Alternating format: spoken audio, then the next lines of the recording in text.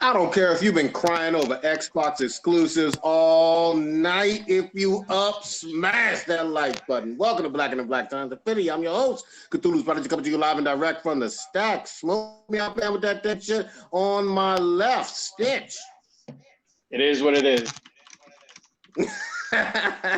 On my far right, engineering on the ones and twos, choking people out on threes and fours, Kronos. If we're last, it means that we're first. Oh boy! Last but not least, we got the oldest ninja in the world, Old Ninja. Deniers, there is no Rona.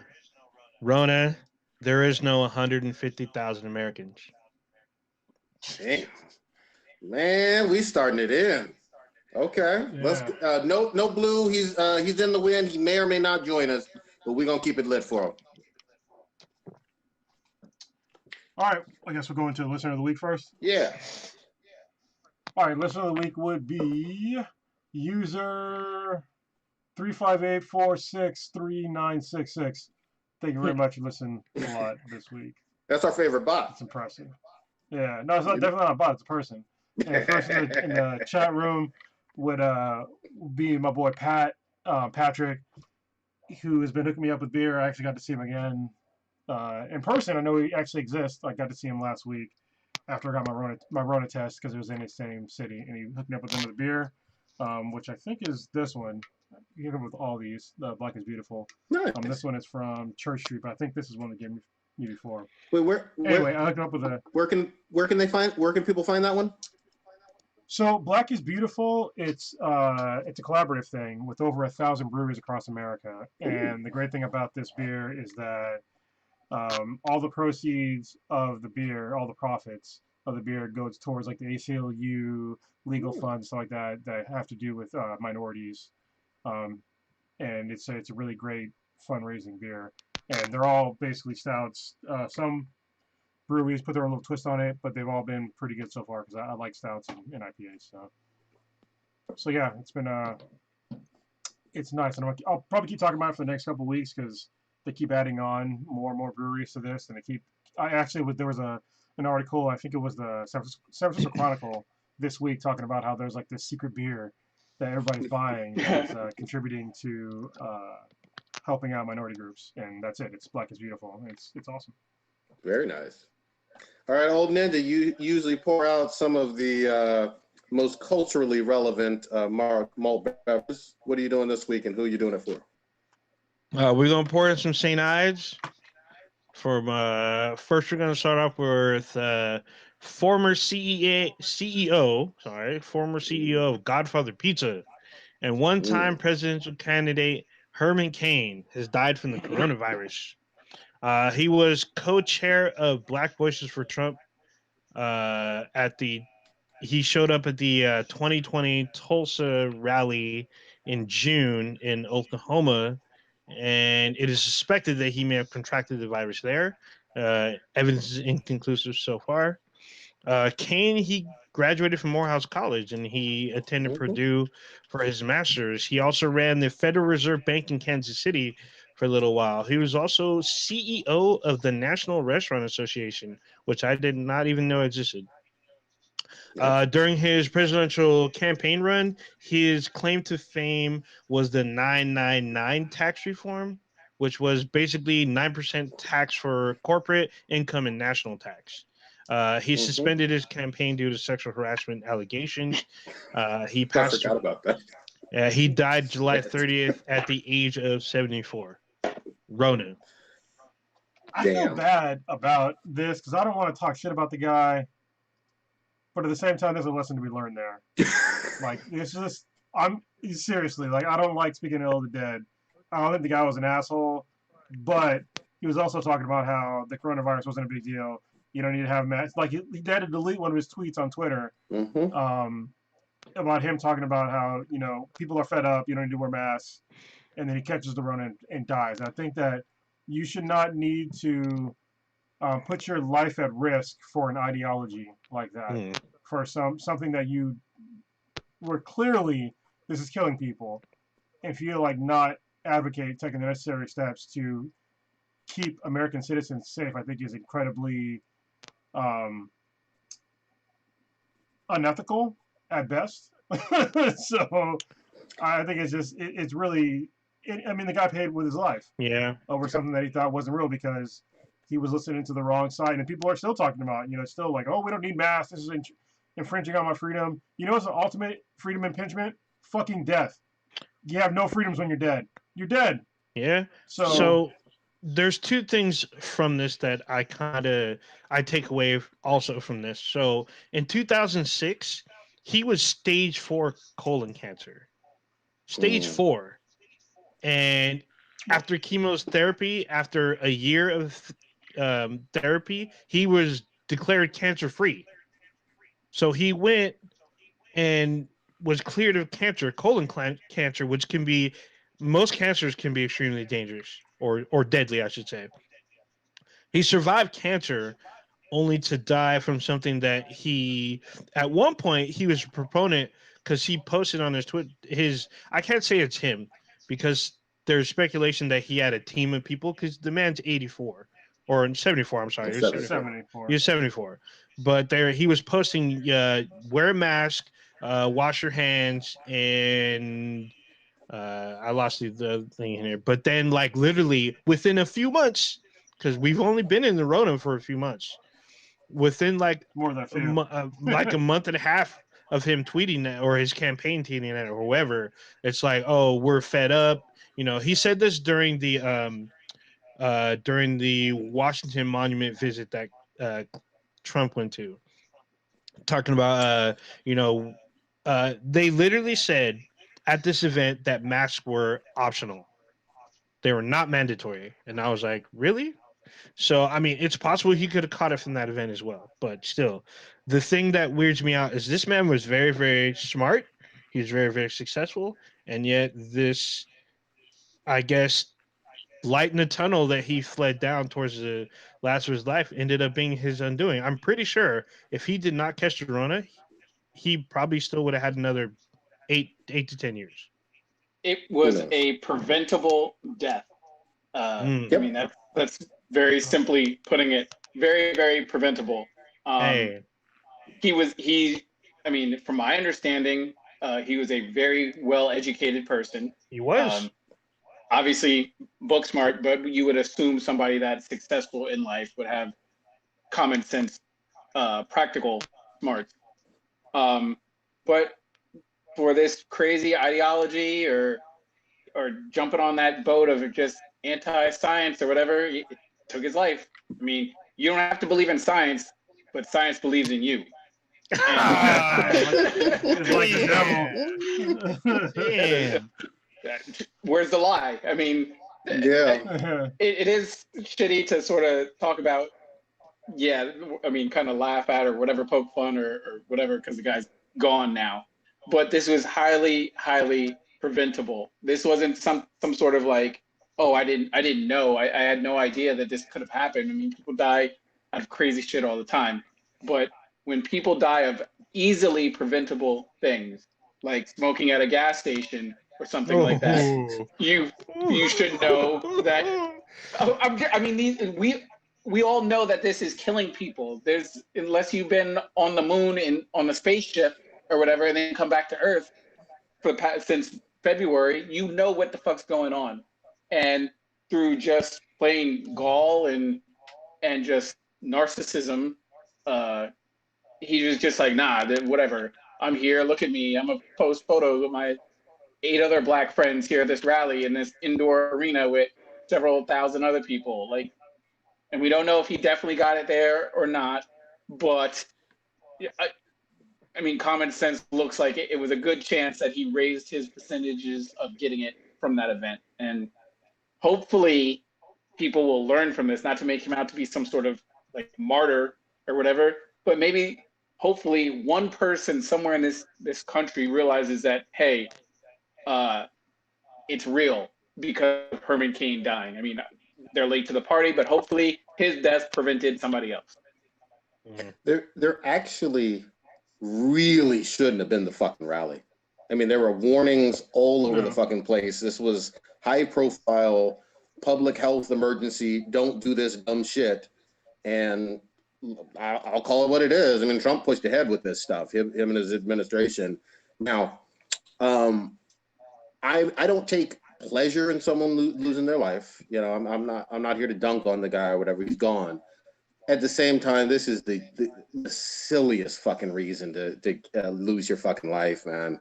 And when it's attacking his age bracket, and he's a cancer survivor, and it's attacking African Americans, even more so than other communities. I mean, all the cards are stacked against you, and you're going to an indoor event with lots of people who refuse to wear masks. God damn, you're tempting. You literally tempted and taunted the Reaper, you know. But hey, he's gone now. I do, like it said, I do hope some people learn from this shit. And remember, there was a lot of others that nearly lost their life. I mean, look, I'll never forget Boris Johnson over in the UK. Their prime minister was in ICU for several days, and he was talking that shit prior. So, you know, it's not about eating crow, but it is about be smart. No, this isn't a hoax. It isn't a conspiracy. No, it's about eating That's crow. all I got. Eat that crow. Damn. Well, he ain't shit right now. Just saying. Wait, who are we talking about? Oh, Hey. She snuck up in here, just like pulling the panties to the side. Dang. Oh yeah, slip. I'm gonna have my camera off because I'm eating my burrito. Okay. So. You said you had family business to attend to, and you're there eating fucking Mexican food. What the fuck, man? Well, I did have family business. It wrapped up. That's why I'm eating. That's why I'm finally eating now. There you go. All right. Did we have? Hold on. I got one more. I know we got one other. I got one more. No, I got a couple more. Yeah. Well, I got one big one, and then we're gonna start the next one off. Wilford Brimley, he's most known as a spokesperson for Quaker Oats, and he was a huge advocate for diabetes education. He's most notable in big budget films such as Cocoon, The Thing, The Natural, The Firm, and the original True Grit. He's almost always wearing a cowboy hat and sunglasses in almost every role, every TV spot he's in. He's a former Marine. He at one point had backed presidential candidate John McCain, to where McCain had jokingly said that he would have picked Brimley for his vice president because he was a former Marine. He died at the age of 85 due to kidney conditions. All right, Pete. And then we have this super unfortunate event straight out of a freaking crazy like movie. All the victims of the explosion from the Beirut incident that happened yesterday. Was it yesterday or today? Yeah. I can't even keep up anymore. It was yesterday. Yesterday, I think morning on their side, afternoon for us or something, or flip-flop. But yeah, that was a very, very unfortunate explosion. I believe the death toll now that I've seen is about 100 dead and over 300 injured. I've seen pictures. I don't know if you guys have seen it, where like literally a section of like the peninsula that it was on is literally into the ocean. Like completely gone. And then like buildings around the area were devastated due to the shockwave. It was a very, very, if you're on the ground, it's a very horrific scene. Yeah, I saw this story like early on, and then I watched a bunch of the videos. I was like, holy shit, like what happened? I was like, they said it was like, at first it was supposed to be fireworks, and I could see the fireworks. I was like, okay. Those are definitely fireworks, but then like there was a secondary explosion, and I was like, unless it was every single fucking firework on this planet, that was not a firework. Oh yeah, because it was like you can literally. So like I've seen a lot of explosions in real life, and sometimes you can see like the sort of invisible shockwave coming through, but this one had like a white shockwave. You could see it clearly. It was a white shockwave that just fucking expanded out, and I was like, that's something else. Like that, and there are stories that are coming out that. Apparently, in that same warehouse, there was more than 2,700 pounds of ammonium nitrate that's been unsecured for 6 years, just chilling in a bay, unsecured. I'm just like, that shit is highly like. So I think it was what was it, Oklahoma City? He used like not even 200 pounds, maybe 200 pounds. Oh, might have been less than that. Well, I looked it up. I don't want to cut you off. I looked it up because I knew that I remember hearing like ammonium nitrate before, so I was like, let me try to sort of compare. For the Oklahoma City bombing, it was 2,000 pounds, so a ton. That was put into a U-Haul moving storage van. It was 2,000 pounds. 2,000 pounds of ammonium nitrate. Okay. And I had to be careful with my Google searches on this because the last thing I want to do is like, FBI, open up. Yeah, exactly. But you need like I guess ammonium nitrate and then some sort of like accelerant. In this Beirut thing, 27, what's it called?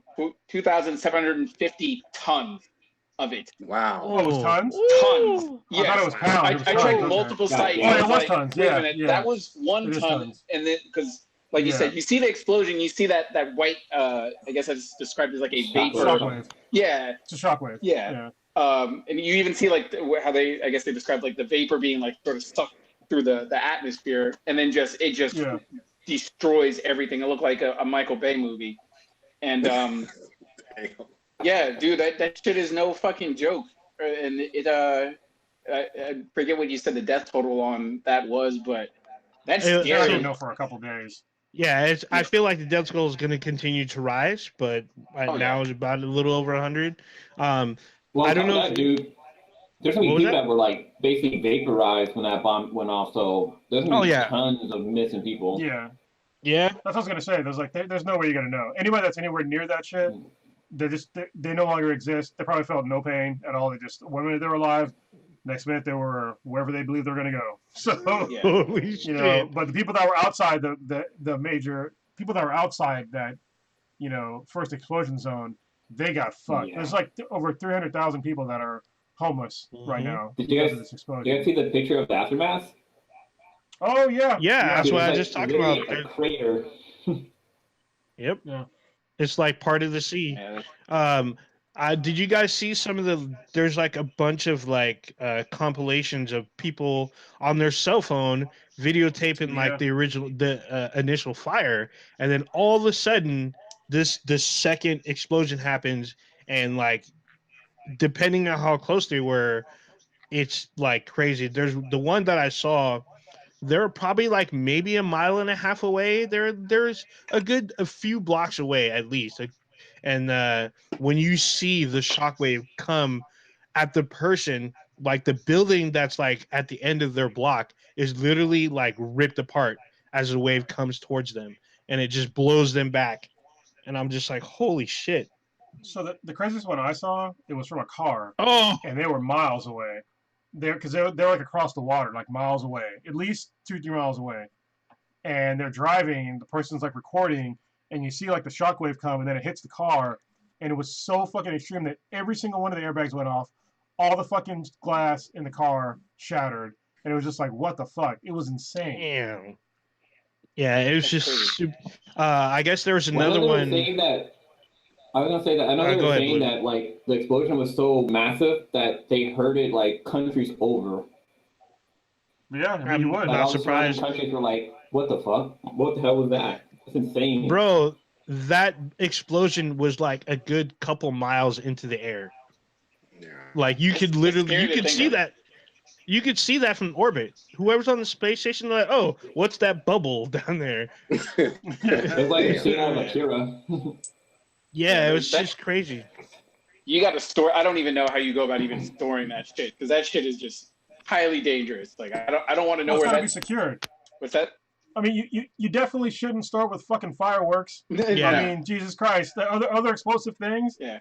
And listen, ammonium nitrate should be secured. It's used for agriculture usually. Yeah. Like if you're not a fucking terrorist, then you use it to fucking, you use it for vegetation and like, farms and shit. Oh my God. But because you can buy it, but you can't buy it in tons. Yeah, that's crazy. Yeah, you definitely got to secure shit. They had thousands of tons though, and like literally, if you there's a picture because it looks like there's like a strait across on the peninsula. There's like tracks across the way that's on the water, and the aftermath, like those tracks are like ripped from like kind of from the epicenter. Like if you go straight down, you can just see where the shockwave just pulled them apart and they're broken. And so like trade lines or whatever, or if it's commerce or trade or travel, they're traveling trains around that's all done until they repair that, or if they repair it. So it's just a crazy incident. It's unfortunate that these many people lost their lives. I'm hoping over an accident. I'm really hoping that there isn't some investigation like somebody planned this shit, but it's still unfortunate no matter which way you spin it. Mm-hmm. Here. All right, guys, where you want to go first? So much on Can I give my coronavirus story? Oh shit! Ooh, no, yeah. Well, so as y'all know, I listen to podcasts all the time. I got to separate from my family for like basically 2 weeks because of my mom passing away. I had to see my family. So I actually went to go get, tested for coronavirus. And first of all, let me just tell you, everybody that's listening, like, getting tested for coronavirus, if you don't have symptoms, you have to like Google where to go. Like, you can't just go in like a normal place because like I had to look up on here in the Bay Area, and there's plenty of hospitals and clinics here in the Bay Area. There's thousands, and there's only like a couple places near me that will take you and give you the test without having symptoms, and it's kind of crazy that it's like that. I had to get an appointment because like the first I got an appointment on for like a Thursday. And I decided to go on a Monday just so I can see my family sooner. I was like, okay, I'm going to go because I know they open at 9 o'clock in the morning. I'm going to get there at 8 and then stand in line. But when I got there at 8, the line was already fucking off the hook. I was just like, okay, I'm not going to sit here forever. I have an appointment on Thursday. And luckily on Thursday, it was fine because I had an appointment and it went like a lot smoother. But yeah, the testing, and this is like the 15-minute test, okay? It's like most people that get a test and it takes them days or sometimes weeks. And if you get a test and it takes you weeks, it's pretty much a worthless test because unless you're isolating the whole time, there's no fucking point in getting a test that takes you weeks. So that's why I had to narrow it down to getting something that would take me 15 minutes. Like the test that I got took like literally, I think it was like 30, maybe 45 minutes to get the results back, which is cool. There's a place in Alameda, California, if you're in the Bay Area. There's a place called, I think it's City Urgent Care that does testing and you get the results back relatively quickly. But yeah, getting the test, I had like to get that nasal swab thing and oh man, that is it's not comfortable. It went a little deep on you, huh?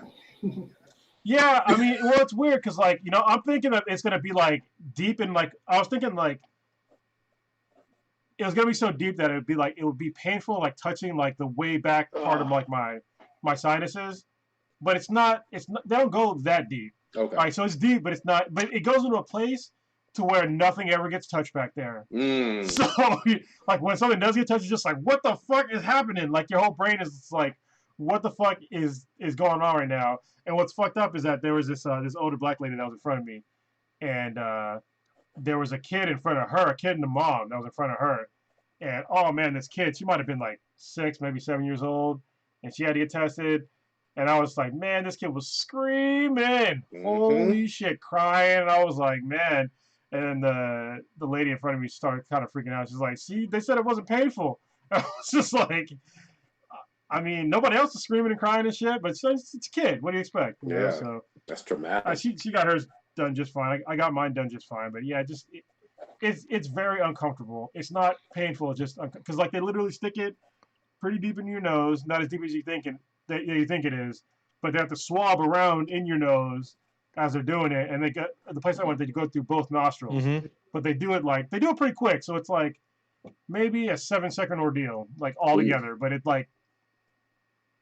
just feels real fucked up for 7 seconds. So if you can, just self-isolate and wear your mask and all that shit, be safe, because the test isn't great, but I'm negative, so I got to we got to reunite with the family and stuff, so that was great. But just want to give you guys that quick little coronavirus. Are you sure they implant a chip into your brain so that they can start controlling you? I'm very sure. I talked to Alex Jones about this. And he said it was okay. Damn. He said as long as I get the vaccine and black helicopters, it's okay. Yeah, I mean, I was gonna say what Cronus went through is pretty similar to what I did, but I waited 3 days to get results, and they called me. I didn't get a paper or whatever, but I guess they might have emailed it to me. I didn't really check, but they called me. They took all my information down. I was in and out within maybe 20 minutes because when I went, nobody was there. There was literally no one. As I was leaving, there's one person showing up, and I went to a hospital. I went to a hospital that literally had like a testing center that was set up like FEMA. It was like FEMA tents, and like all of the doctors that were there, they're pretty much in hazmat suits, pretty much. Yeah, I don't. You know what's weird is that I don't understand why the government, the president especially, keeps downplaying this and talking about we have so many tests and the tests are good and blah blah blah blah blah. So not all the tests are good. Like we already went through this. Like if you have to wait days to get a test back, to get the results back, or weeks, the test is irrelevant. And depending on where you go, like I already told you I had to look to where to go, what would be the fastest test to where it would be somebody with no symptoms. But if you don't have, access to the internet, or if you're just not technically savvy, you're going to go to some random place and either they're going to say, no, we're not going to test you at all, or you're going to get a test where it takes weeks to come back. Yep. I don't know why we don't have a standardized test at this point in time. The president keeps talking about how, we have the most tests, therefore we have more cases, which is dumb. Because if we were in a good spot, if you had more tests, the cases per capita would go down. But they're not. It's going up. That's how fucking math works. It's statistics. I don't understand why he doesn't understand that shit. And the fact that just think about this. This is something that bothered me. Is that so the president and certain other elites, I guess I'm one of them, that can get these results back quickly. People in inner cities can't. Yep. You know what I mean? They have to wait a long time or they can't get it at all. The president alone, because he decided for so long not to wear masks, and he still doesn't wear masks for the most part, I would venture to say this is a conservative estimate. There are thousands of tests that are done just for one asshole every week. Mm-hmm. Thousands.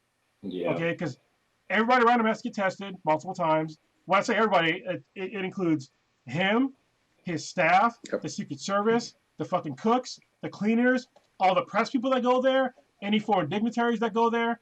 It's thousands a week, thousands of tests.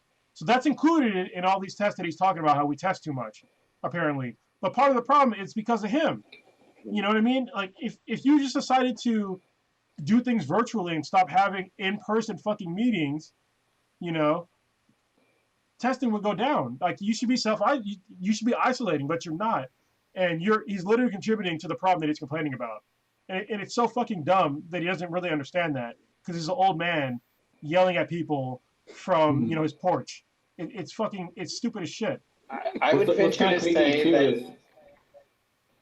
Just a quick thing. I saw an article earlier today that Latinx people, or like Latin companies or Latin people in Oakland, like they don't have access to the information about the whole coronavirus. So right now they're seeing a huge spike in that community just because they're not informed. They have no way of finding out. Either they don't speak, their English isn't great, or they just don't have access to that media outlet, which is sad. Well, it's also it even goes beyond that. It's like, listen, if you're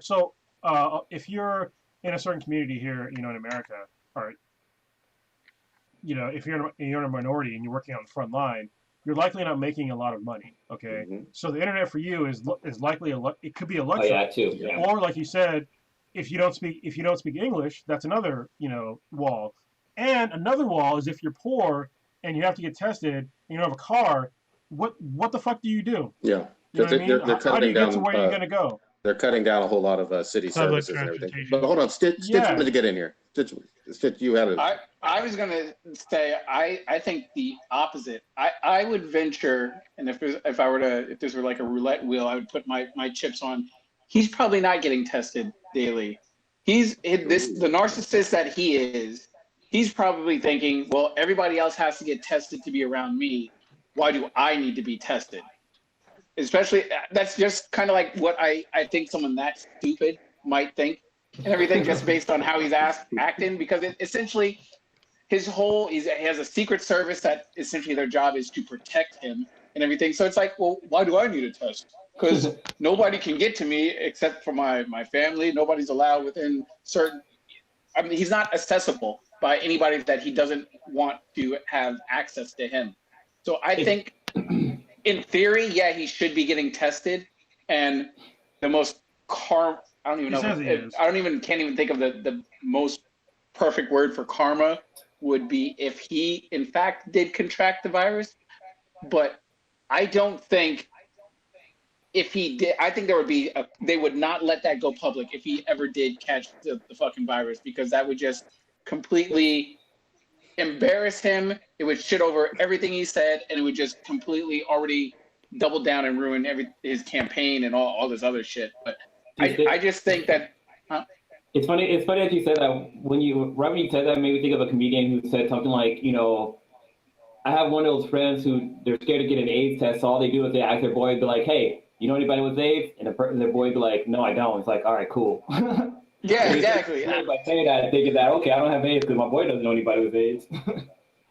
Yeah, but it's just ridiculous. And I mean, I'm sure we'll talk on that interview that took place on HBO later on. But it's just even hard to like follow the train of thought that he just goes on, and it's just like throwing darts at a dartboard. But I would think that he probably thinks that he doesn't need to be tested because he is so well protected, and it's everyone else's problem. It doesn't affect him.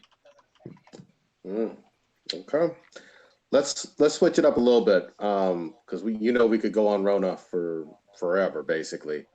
Who watched Beyonce Disney Plus exclusive, Black is King? Did everybody actually get a chance to see this one?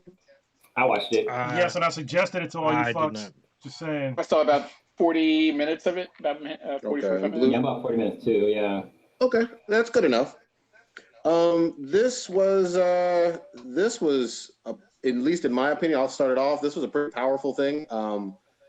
It feels like a movie meets an extended collection of like an album of music videos all together. It's not like Moonwalker per se. I know that's a early 90s reference, but you have a combination of quotes from literally The Lion King to all aspects of tribal, cultural, ethnic, African continent themes, with not only colors and with the costumes and the dance moves. This is, it felt like her love letter to really the continent of Africa in a lot of ways, and maybe even the diaspora, as opposed to I think it was on the Netflix Homecoming, which was more of a love letter to both African Americans and really the HBCU homecomings. What did y'all think of this so far? Blue, start us off. Well, first of all, like I tried watching it. I probably got like maybe 10 minutes into it, and I was like, I'm not a big Beyonce fan. Like, honestly, I kind of didn't like her being in Lion King, like doing the voice. But I think it was mainly because mainly because she can't act, to be honest. But I know the Beehive is going to come after me, but I mean, she's still a great singer, and she looked amazing in this.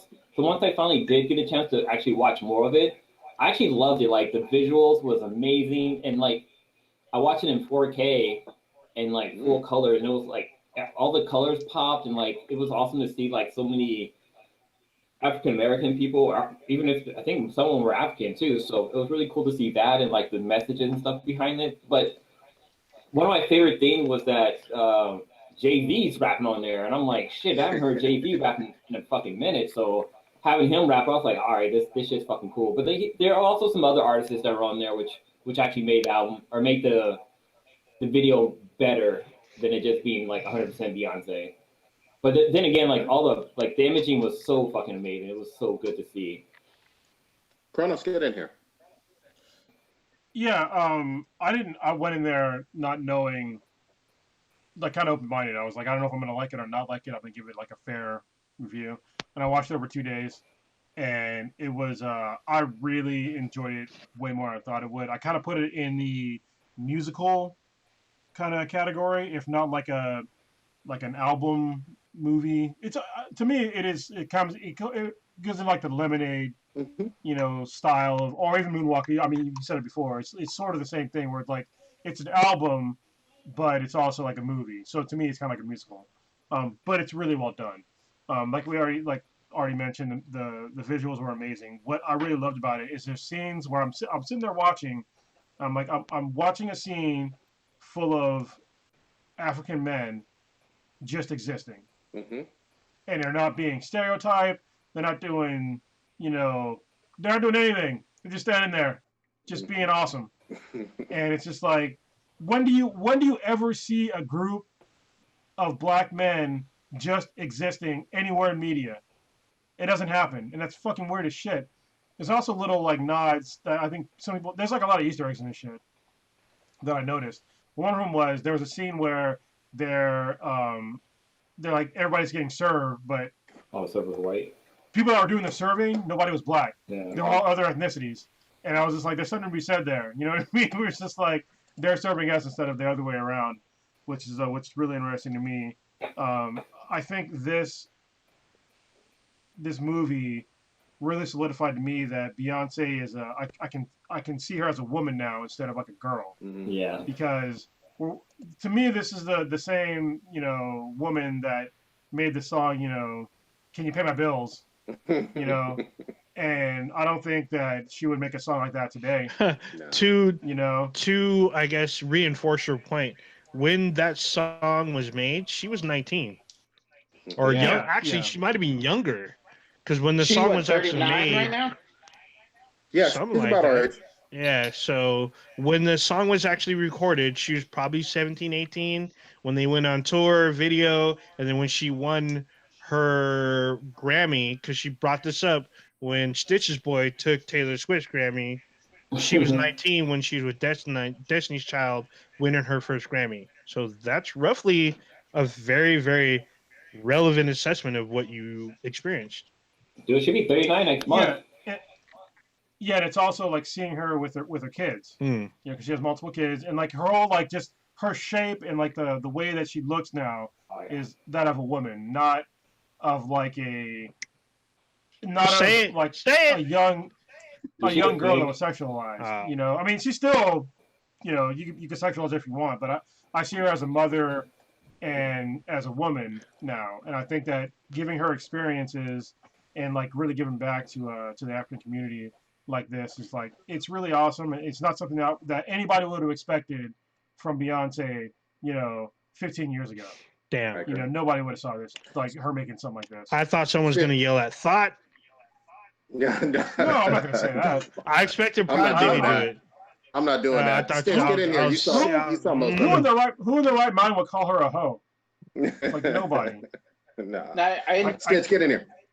I enjoyed it. It was like you said, it was really, really cool to see visually like all the camera stuff. And when I was watching, I had like the closed captions on, so I was able to like see the lyrics that were being said, even by one of like I guess one of the other rappers or performers. He was like saying something about like sheep don't run with lions, something don't swim from trout. I was like that's pretty dope or whatever. I was feeling those lyrics and everything. So even some of the other lyrics was really, really cool to like visually see, because a lot of times when you're watching music videos, even outside of this, you're too busy visually watching like everything going on the screen that sometimes you forget to hear like the actual lyric. Yeah. So it was really cool to like, especially with something so visually like stimulating, and I'm trying to like observe everything going on in the background and what she's doing, what's that person doing, what that person's wearing and stuff. It's like you kind of forget to actually hear the lyrics and understand what it is that they're saying. So it definitely put in some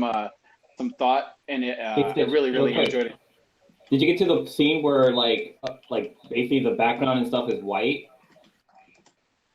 There's a point. I had the captions on as well, and like when it came to that part, it was kind of hard to read the captions because the background was white as well. Okay, so I think I'm behind you there. The background. All right, yeah. I gotta go real. Oh, go ahead. I'm sorry. No, I didn't mean to cut you off. Go ahead, Sid. No. And then yeah, I mean, obviously, she's one of those people where you've seen her evolve like as an artist, successfully. I mean, you see people that get into the music game when they're 15, 16 years old, and then they kind of sort of get stuck or they fall off. I mean, you can think of like Britney Spears, Christina Aguilera. They sort of have a point where it kind of like stops for them, or they start doing like reality shows. But with Beyonce, you've seen and watched her transform from a girl group to a successful solo artist, then to a complete like icon and mogul and everything. So I mean, she's done it successfully. And I always get into the little debate between her and J-Lo, but they both are people that we've watched progress over a long period of time, evolve their music, and we've been able to watch their life almost publicly in terms of like their successes, their failures, their relationships, their children and stuff. So it's been real interesting to see. I guess I was trying to think of like when I sort of started to notice the change, and I think it was I guess it was the video that she did right before the Super Bowl when she was like dancing on police cars and stuff, and then was in like New Orleans. Yeah, I think it was Lemonade, wasn't it? Yeah, I thought it was some. Okay, I thought it was something else she did right before Lemonade that I was just like, oh, she's going for people's necks right now and stuff like that. So it was, you definitely seen her become more independent, more. I don't want to say. Are you talking about the one that was like underwater? Like she was like dancing on the car and like the water was like slowly flooding everything? I think that one might have been before Lemonade, because I remember I was doing a react to it. Okay. I'd have to sort of Google it. But yeah, it's been really cool to see her just progress and be successful as she is. And maybe it'll be a discussion for a different day, but I think she's done a better job than Jay-Z has, I think, personally, in terms of like progression for how they've been perceived publicly, and especially handling social issues. I think Beyonce's handled it better than Jay-Z has. Yeah, let me add on to that real quick. So with Jay-Z, like he went from rapping about, you know, being a drug dealer and kind of silly shit, and now he raps. Don't get me wrong, his last album that he did, I don't think it was bad, but it was like super elitist. And I don't think anybody can argue that. Like he's talking about Tom Ford and all this other shit, and it's just like it's super elitist album. And meanwhile, Beyonce's making content that is really rising up, you know, African Americans and Africa and African culture. Yes. And I think that's a stark difference. Yes. You know, and I mean, don't get me wrong, Jay-Z can do whatever the fuck he wants to do. I mean, you're a fucking billionaire. I'm pretty sure he's a billionaire. Yeah. I'm not going to say don't do that, but I'm just saying, as far as like making the world a better place, Beyonce is definitely making a much larger impact on society as a whole than Jay-Z is. But maybe that's not what he's going for. Yeah.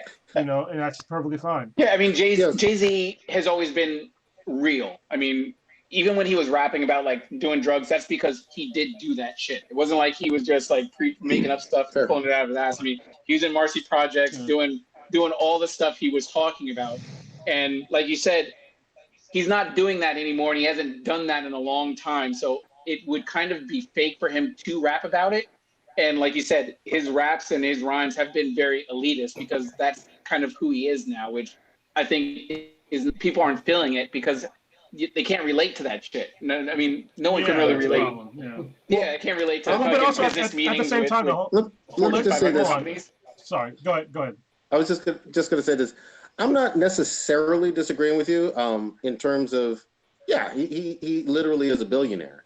But there are very few mid-90s rappers still actually putting out any significant work in obviously 2020 or 2019, whatever. But what I also will say is Jay-Z has actually supported, what was it, the Netflix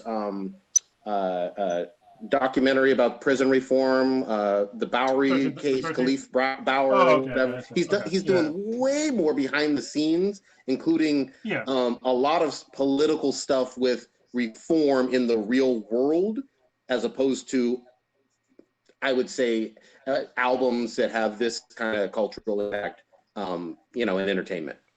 And didn't the NFL hire him to be their go-to Negro for the stuff? I think it was the NBA, wasn't it? Because he owns a team, or he used to own a team, right? He's just a part of the Nets. Yeah, the NFL had hired him. I know the NFL had hired him to help out with their image regarding like the Kaepernick thing. The whole Kaepernick thing. Yeah, and we're going way off wearing on some egg on his face. Yeah. No, I mean, listen, I don't have a problem with Jay-Z. Yeah. I'm just saying, I think what Beyonce is doing is more significant at this point in time than what he's. But that it's fine. I'm not saying that he's a piece of shit or anything.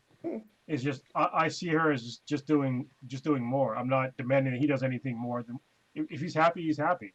Yeah. You know, and obviously I know that behind the scenes he's doing a lot of stuff, but also so is Beyonce. And but the fact that she's willing to put out these artistic works, you know, and really raising up, you know, Black voices. Like there's a whole bunch of artists that were on Black is King that I never heard of in my entire life. They were like straight from Africa. Yeah. And they sounded awesome. I'm gonna look more into them. I want to get their content, you know. I thought it was cool that she also brought back Kelly was in there, right? Kelly and Michelle. Yeah. Kelly Rowland. Yeah. I know she was in there with her fine ass. But here, I got to give some props, man. You know, I'm gonna butcher these fucking names, but I had to look them up because I was so impressed with this. But Emmanuel Adija Blitz Bazueli, obviously Beyonce is a co-director and a co-writer on this. There's a whole bunch of people in the African diaspora, or probably from African countries that we, as Chrono said, we were not aware of in the West very much, that are on the front scenes now because of this you know this movie musical thing. And I got to give them props. And then even in this this musical, you have some lyrics about, I don't know very many African artists. I'm not going to front on here, but like they mentioned, one of my favorite though is Fela Kuti. And, you know, he started the whole Afro pop thing. And you hear the influence for certain of Fela in certain songs, and even some of the looks and clothing and whatnot. This was like a 2020 version on steroids of the Coming to America opening scene when it was like, she's your queen to be. And there was a Coming to America scenes in there. That's what I loved about this too. But there was all these homages to other African American movies and other African content that were in this, and even like the whole like I think it was Jesus thing, like with the, you know, it was the Lion King. What was the Lion King? The baby in the basket. Moses. Moses. Yeah. Moses. That's what I meant to say. Moses. I was trying to break it down to K-Mac. She was like, "Why are they doing all the baby?" I was like, "Well, it's biblical." And she was just like, "Because it's Africa." And she's like, "Well, why would they do that?" I was like, "Well, you couldn't have an abortion back then. So what would you do with the baby you didn't want? You put him in the basket. Up to the face. Also, the Moses story took place in Egypt. Yeah, it was Africa. Yeah. So yeah, but I mean, this is how they whitewash, you know, historical events. You know, even though I don't consider the story of Moses historical to me personally, but it definitely happened, if it did happen at all, in Africa. Mm-hmm. So there's no disputing that because it's literally written in the text in the Bible. There you go. Shout out to old vampire Pharrell. He does not fucking age. Did y'all see him in there? God, yeah. He looks like it's 1999 again, man. Still looks like 20. We visit the same Lazarus pit, so. You guys go out the same day. No, you gotta take turns. You can't cross the streams, Blue. Oh, okay. I gotta ask before we forget or whatever, and I'm gonna go to Prodigy on this and everything. This is something I expect you to be an expert about. But the NBA obviously it started back up again, and they're in their little quarantine bubble. And one of the players left the bubble to go to a funeral. And when you're outside of the bubble, you do whatever you got to do, come back, depending on what happens. There's a whole bunch of procedures. You get quarantined, blah, blah, blah.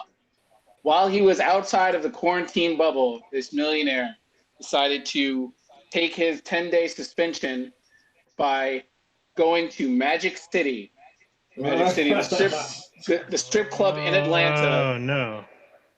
and it was found out. One of the people there posted a photo of him on Instagram, so that's how everyone got alerted to be like, "Why the fuck you at Magic City? You're supposed to be in Orlando, quarantine, and he's in Magic City."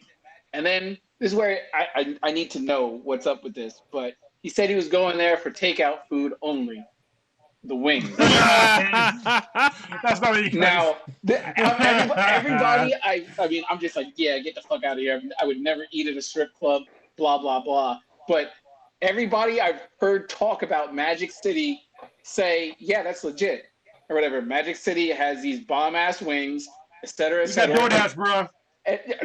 This was exactly. I don't know, but this is I guess an Atlanta thing. I'm gonna go to our Atlanta correspondent, Prodigy. Spend his time there. Tell me what is going on at Magic City.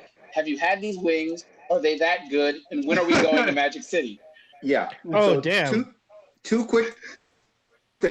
Number one, Atlanta is for certain one of the most wing happy places in the fucking planet. Like, there are wing places that you've never heard of on every fucking corner.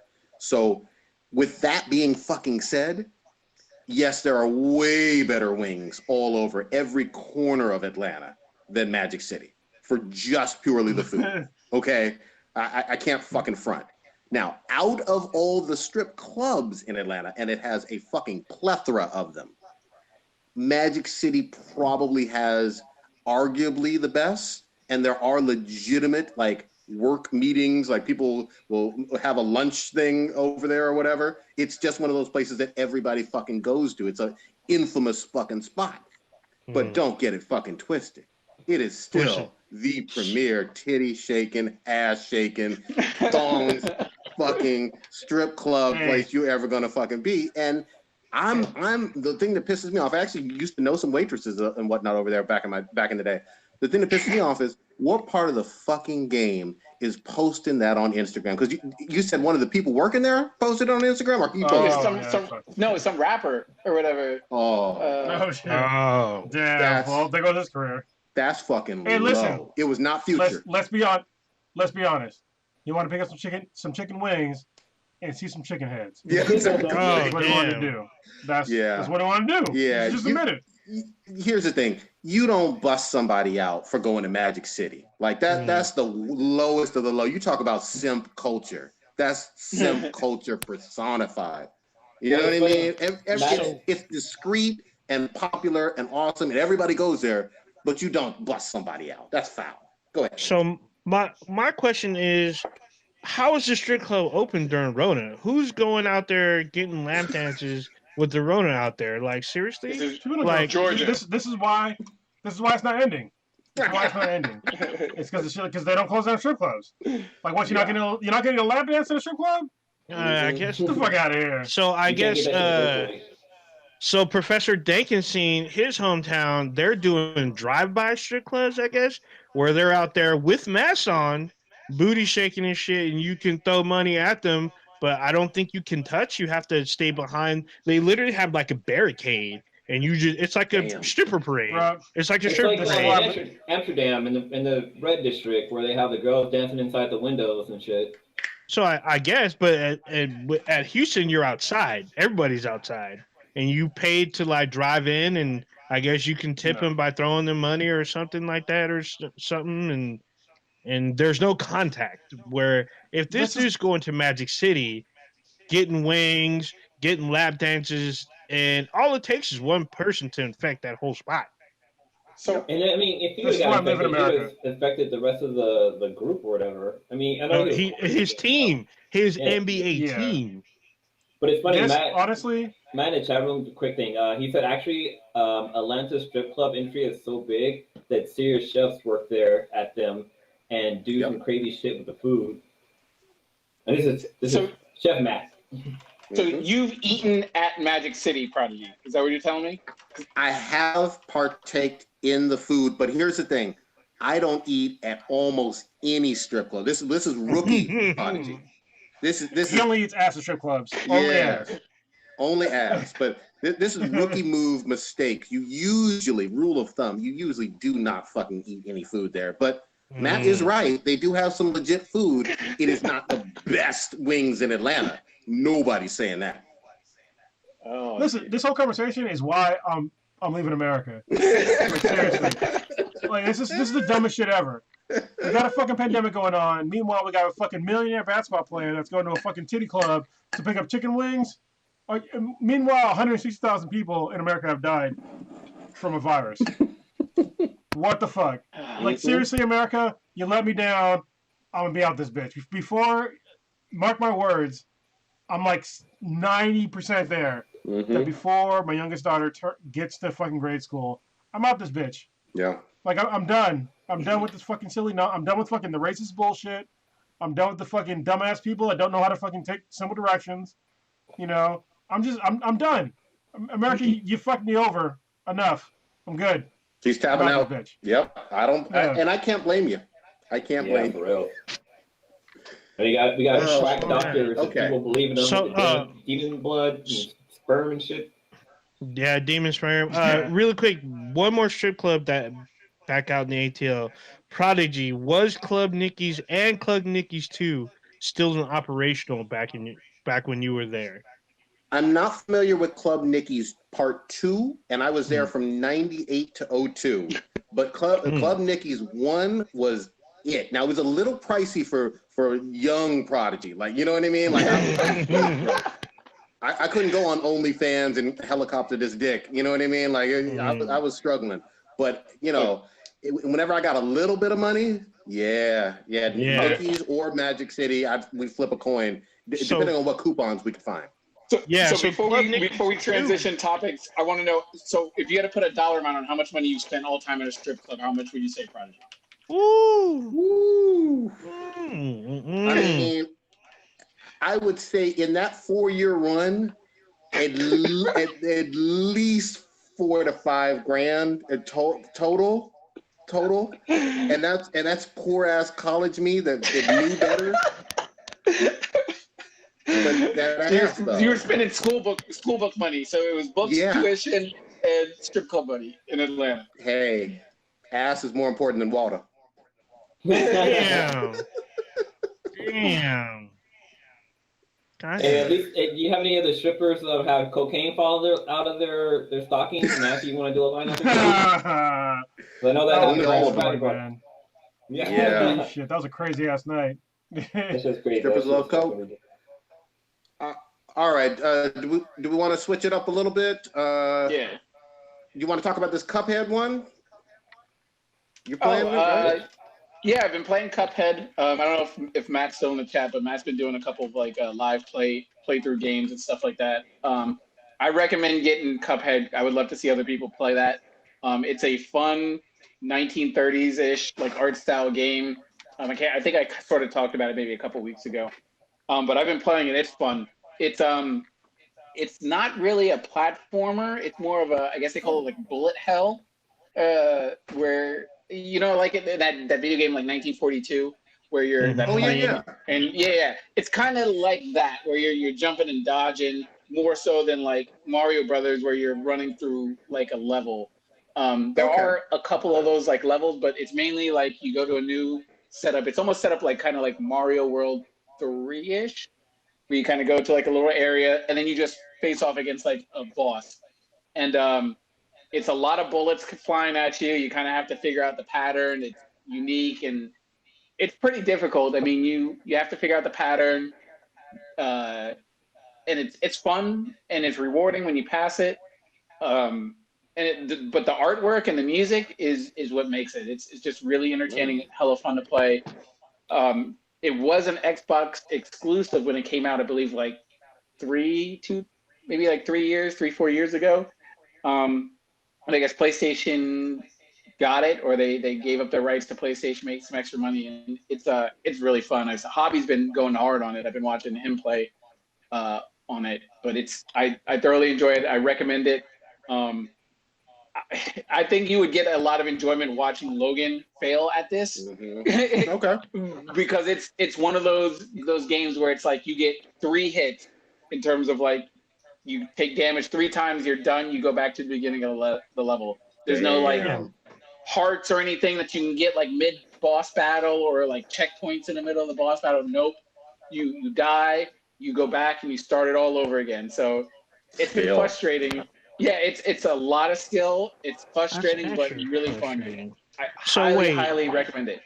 So is it like the difficulty? Is it like super annoying difficulty because you get so pissed off that you want to come back and beat it, or you're like, okay, this is just kind of a nuisance, but I'm pretty sure I can beat this, or what's the level? It's not like Bloodborne with the cleric beast or whatever, even though Kronos isn't there or whatever. I can't watch him get mad at the tutorial boss. Damn. But it's Bloodborne is terrible. It's not impossible. It's just you got to figure out the patterns. The patterns don't deviate crazily, but it's bullet hell, so you have to avoid all the bullets while sort of jumping around and maneuvering your character. So it's not impossible or overly frustrating, but you got to be on point. You can't just be kind of like half-assing it. It's one of those games where you're leaning forward while you're on the stick. Ooh. Okay. Anybody else playing this? Nail biter, as they say. Is it free on PSN or? Nah, it's you got to pay for it. I think it's like $20 right now, but that's not bad. No, it's really not bad. Kind of like I wouldn't say it reminds me of Resogun, but it's got a lot of like how Resogun. There's a lot of bullets and shit flying around everywhere. You kind of have to. Scroller, right? Yeah, kind of. I called it like a bullet hell. That's I guess the way to sort of explain it, but. And how I've seen it described online, but yeah, highly recommend it. It's fun. Even if you get a chance to like watch somebody play a little bit of it on like Twitch or something, you'll get a good idea what it's about. But I try not to watch too much because I like being surprised and seeing what these bosses look like and the different forms that they change into as you progress the battle with them. Yeah, I saw some videos on it. It looked pretty amazing, like the way it looks like an old Disney cartoon. Yeah, like Steamboat Mickey. Like really well animated. Yeah, that's what it is. Yeah. I've been playing that. What else was I gonna say? Oh, I've been playing. I just downloaded Fall Guy, which is dropped new on PlayStation Plus. I believe yesterday. It's free on PlayStation Plus. I don't know who developed the game. But this has got a lot of like Fortnite Rocket League into it, where it was being people were charged. It was maybe like $20 at first, really popular on Steam, and then I guess PlayStation got a hold of it and decided we're gonna make this free and it's gonna blow the fuck up. And it's already like smashing servers. When it went online, the servers pretty much broke, so they had to take it down for maintenance to make sure they could hold all the people that were jumping on playing. But it reminds me of that game Wipeout. Where you essentially like a TV show.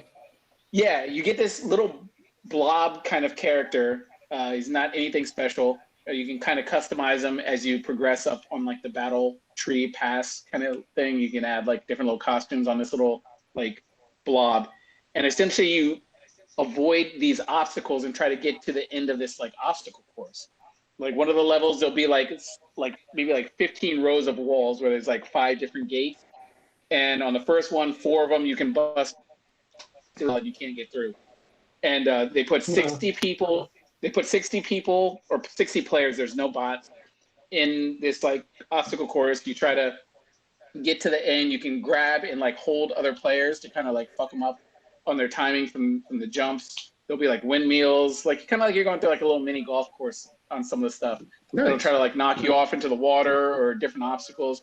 And it's just really fun. It's simple to play. It's free. All you got to know is like just be able to like time your jumps and try to get away from the mob of other 60 people that are just like in the way doing shit. But it's really fun. It's blowing up. It's free on PlayStation Plus. Easy download. I highly recommend it. It's a lot of people.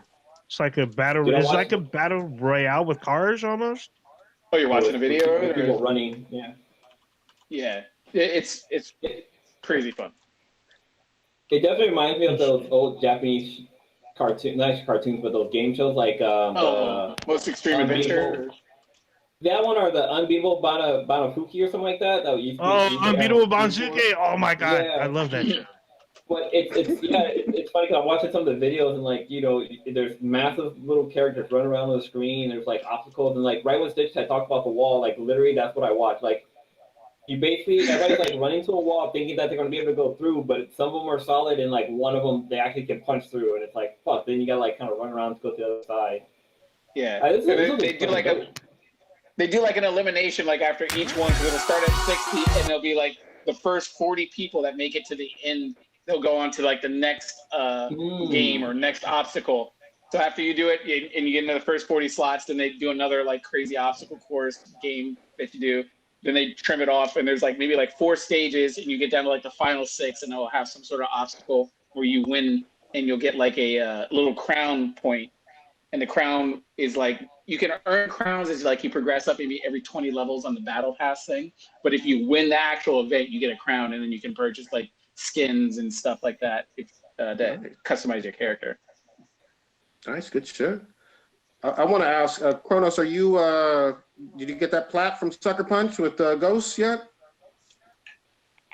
That I did. Ooh. I like the way that Sucker Punch does platinum, trophies. Because, listen, I play a lot of games. I don't like annoying-ass platinum trophies.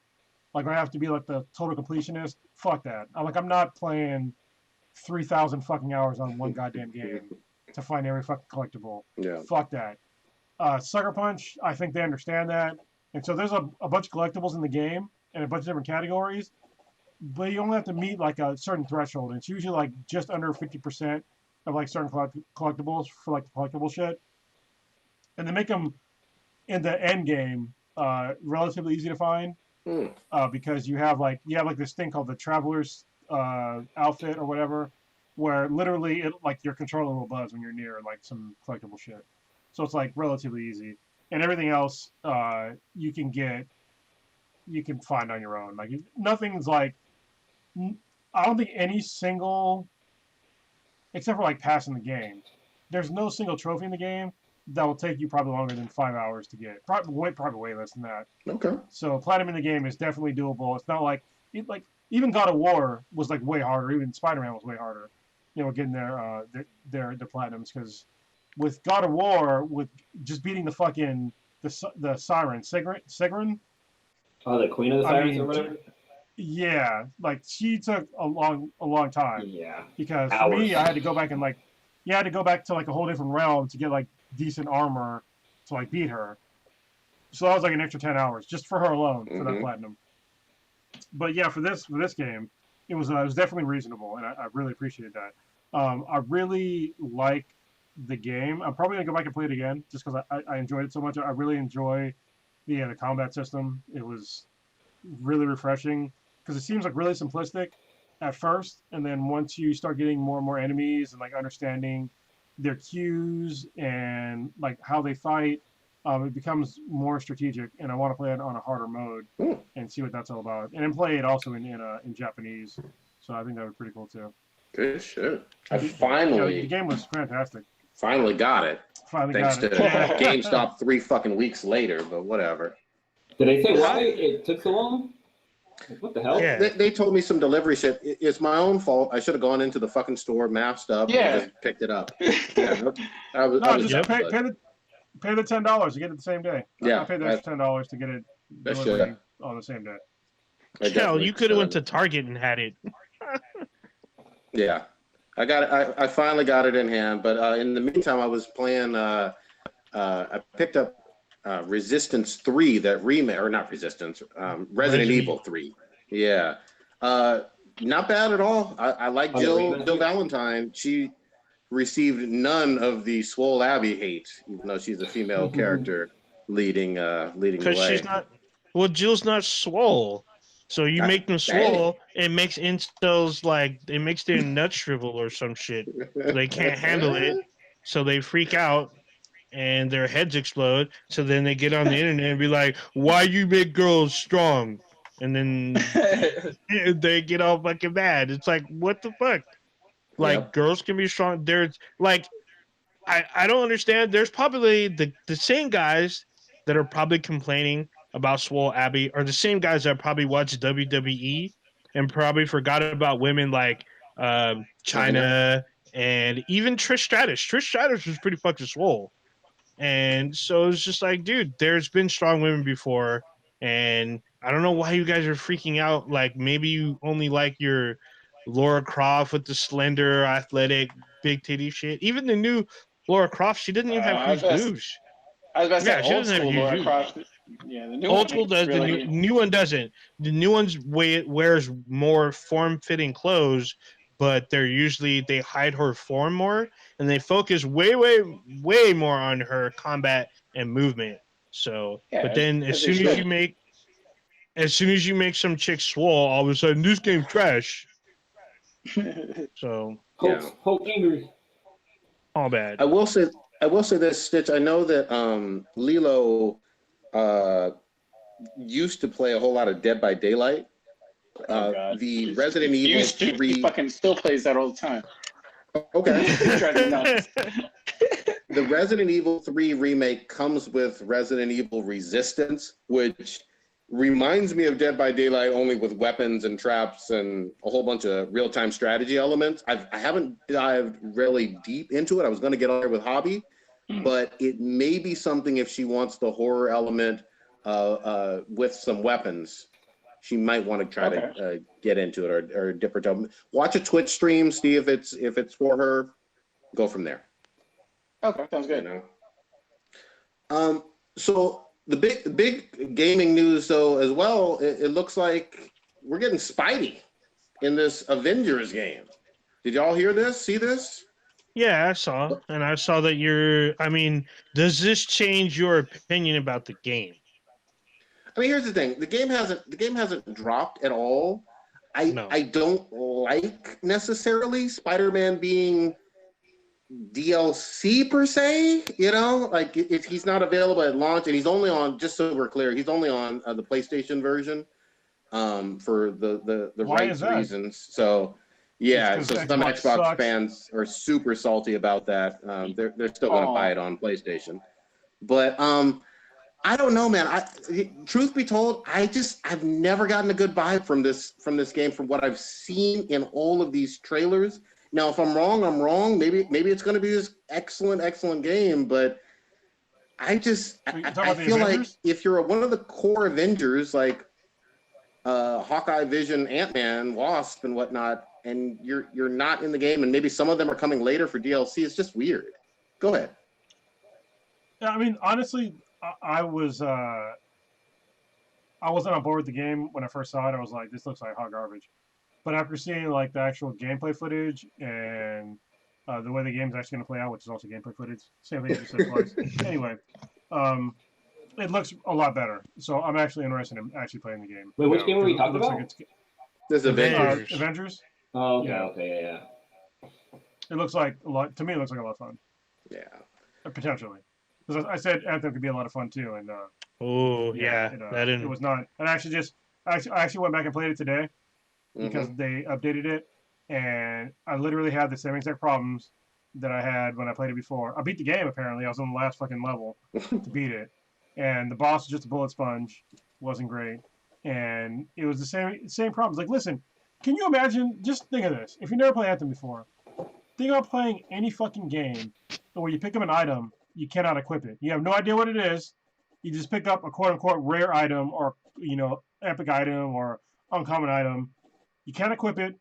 You have no idea what the fuck it is. You don't know what it does until you beat the level or you go back to the home base. Mm-hmm. Yeah. It's still like that right now. It's fucking stupid as shit. Yeah, I mean, the stuff that I showed you where they're doing the dev testing, none of that stuff was live. But the stuff, because on BioWare's website, they're showing some play testing that they're doing not behind closed, but on the dev side about what they want to release. The problem is that I see is that, one, the group that was working on their 2.0 patch, which is supposed to make significant changes to the game, has reduced in size.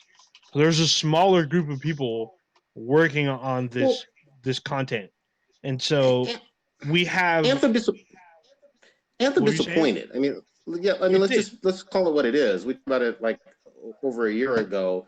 Yeah, both you and Kronos were extremely disappointed, and the internet as well were extremely disappointed in that game. It was billed as BioWare's basically Iron Man game, and it didn't live up to any of the fucking hype. No. I mean, It was billed as a Destiny killer. That was the big hoopla, the ground level thing. This is supposed to be the Destiny It was killer. like Iron Man, though. And yeah, you get to be Iron Man, but you're supposed to kill Destiny, and it didn't do. It did the Iron Man part right, but the kill Destiny they didn't do at all. And the thing was, is the content that they still plan on releasing might be. I mean, we're about to have new consoles coming out, and by the time this patch is done, these consoles will probably be in their first couple months of their life, and people are probably going to be forgetting about Anthem, and they're still planning on getting this out. I mean, I understand that the new consoles will be backwards compatible, but who's really going to be out there looking for, Anthem when there's going to be new games out there? And it's going to be weird. However, Kronos had brought up the fact that No Man's Sky, when that released, that was a colossal fucking fuck up.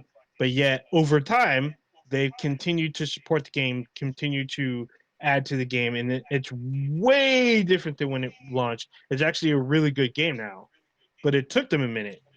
So Anthem's been out for like a year. It has, and so I'm keeping my copy of Anthem, and I'm gonna wait for them to drop this 2.0 whenever it drops, because I'm willing to give it a chance, because I know they're trying to put work into it.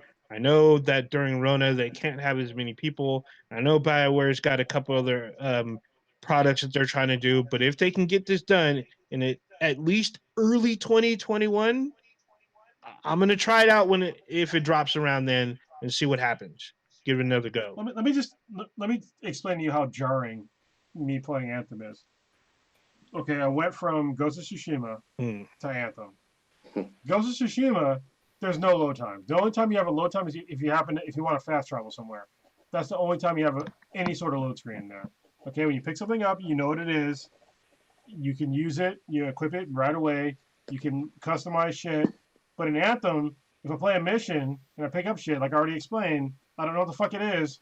I have to go back to base, which is a fucking extremely long load screen. When I say extremely long, I'm like literally some of them are like upwards to like 2-3 minutes. God damn. For load screens.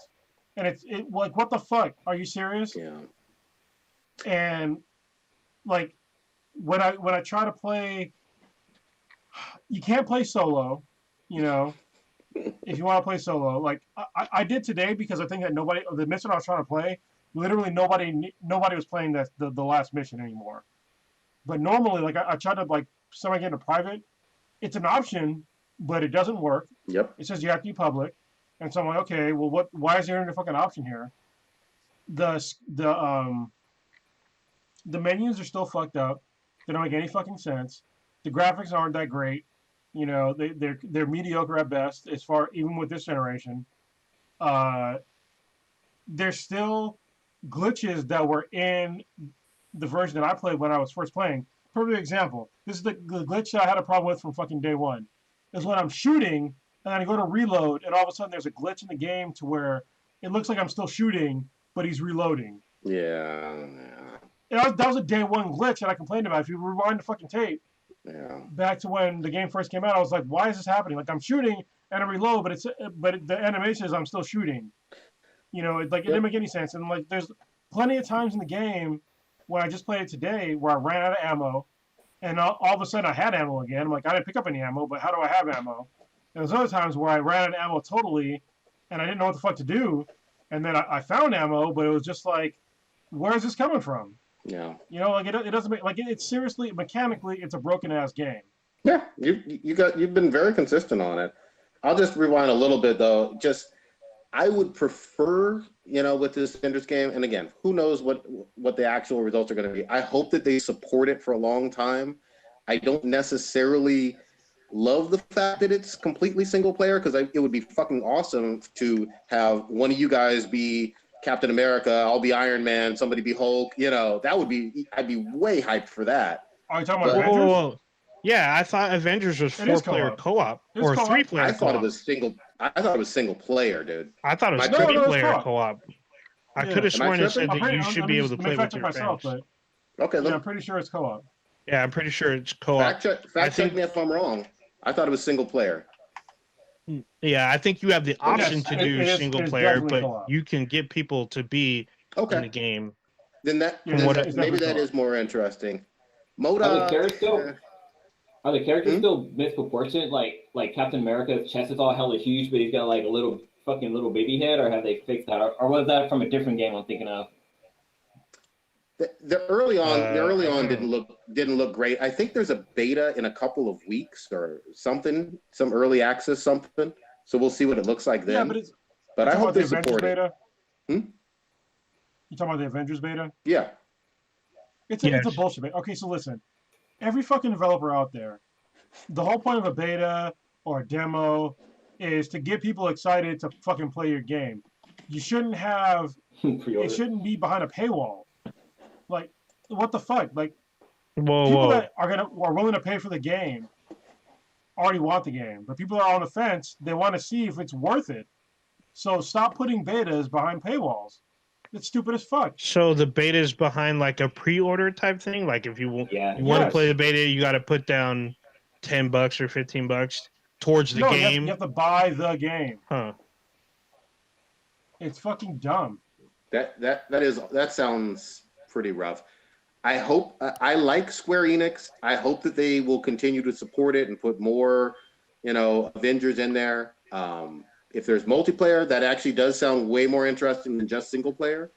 But I don't know, man. We'll see. The biggest game that I'm hyped for is still nothing's knocking me off my hype for Cyberpunk.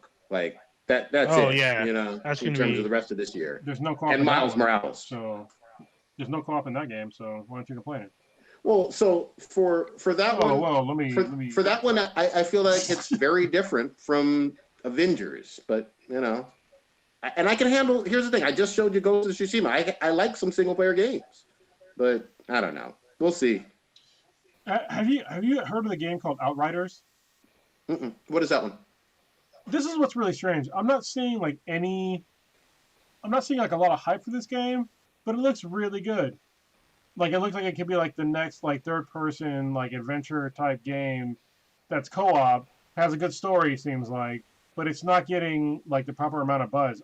IGN's been doing a whole bunch of like videos on it, but I don't feel like it's being hyped up as much as like other games. Is it PC?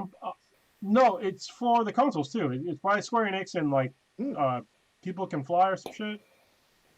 But it looks really good. When's it supposed to drop? drop? For some reason, it's not getting a lot of hype. Later on this year. What's it called again? So it's called Outriders. Oh, okay, yeah, I've heard of it. Yeah, you know what game that was also like that was Control. Oh, yeah. Like very few people were talking about Control, but if you look at the reviews, you're looking at high nines like almost everywhere. And I have the game, and I was like, this game it has technical issues. However, the story and the actual gameplay, when it's really good, it's amazing, and the story is really twisted.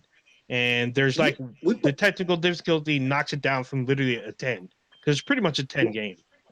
When you talked about it last year, and we actually put it on the nominees for Golden Eggplant based on your recommendation, I still want to play it. I don't think it's sold. I don't think it's sold super well. It didn't, but the game supposedly is a pretty good game. The game has high praise from almost every reviewer that I've seen. Probably, if not all of them, I wouldn't be surprised. But they have like a free DLC which came out over a few months ago, and they have paid DLCs. There's been a couple of DLCs for the game. I mean, the game, it's really twisted because it's basically if you're Alan Wake, but you have Jedi powers. As close as I can describe it, and it has a really messed up story because it involves family and like your connection to your brother because you play this one woman and like you go to like a FBI building. It looks like an FBI building, but it's like a Federal Bureau of Paranormal Control, I think it's what it's called.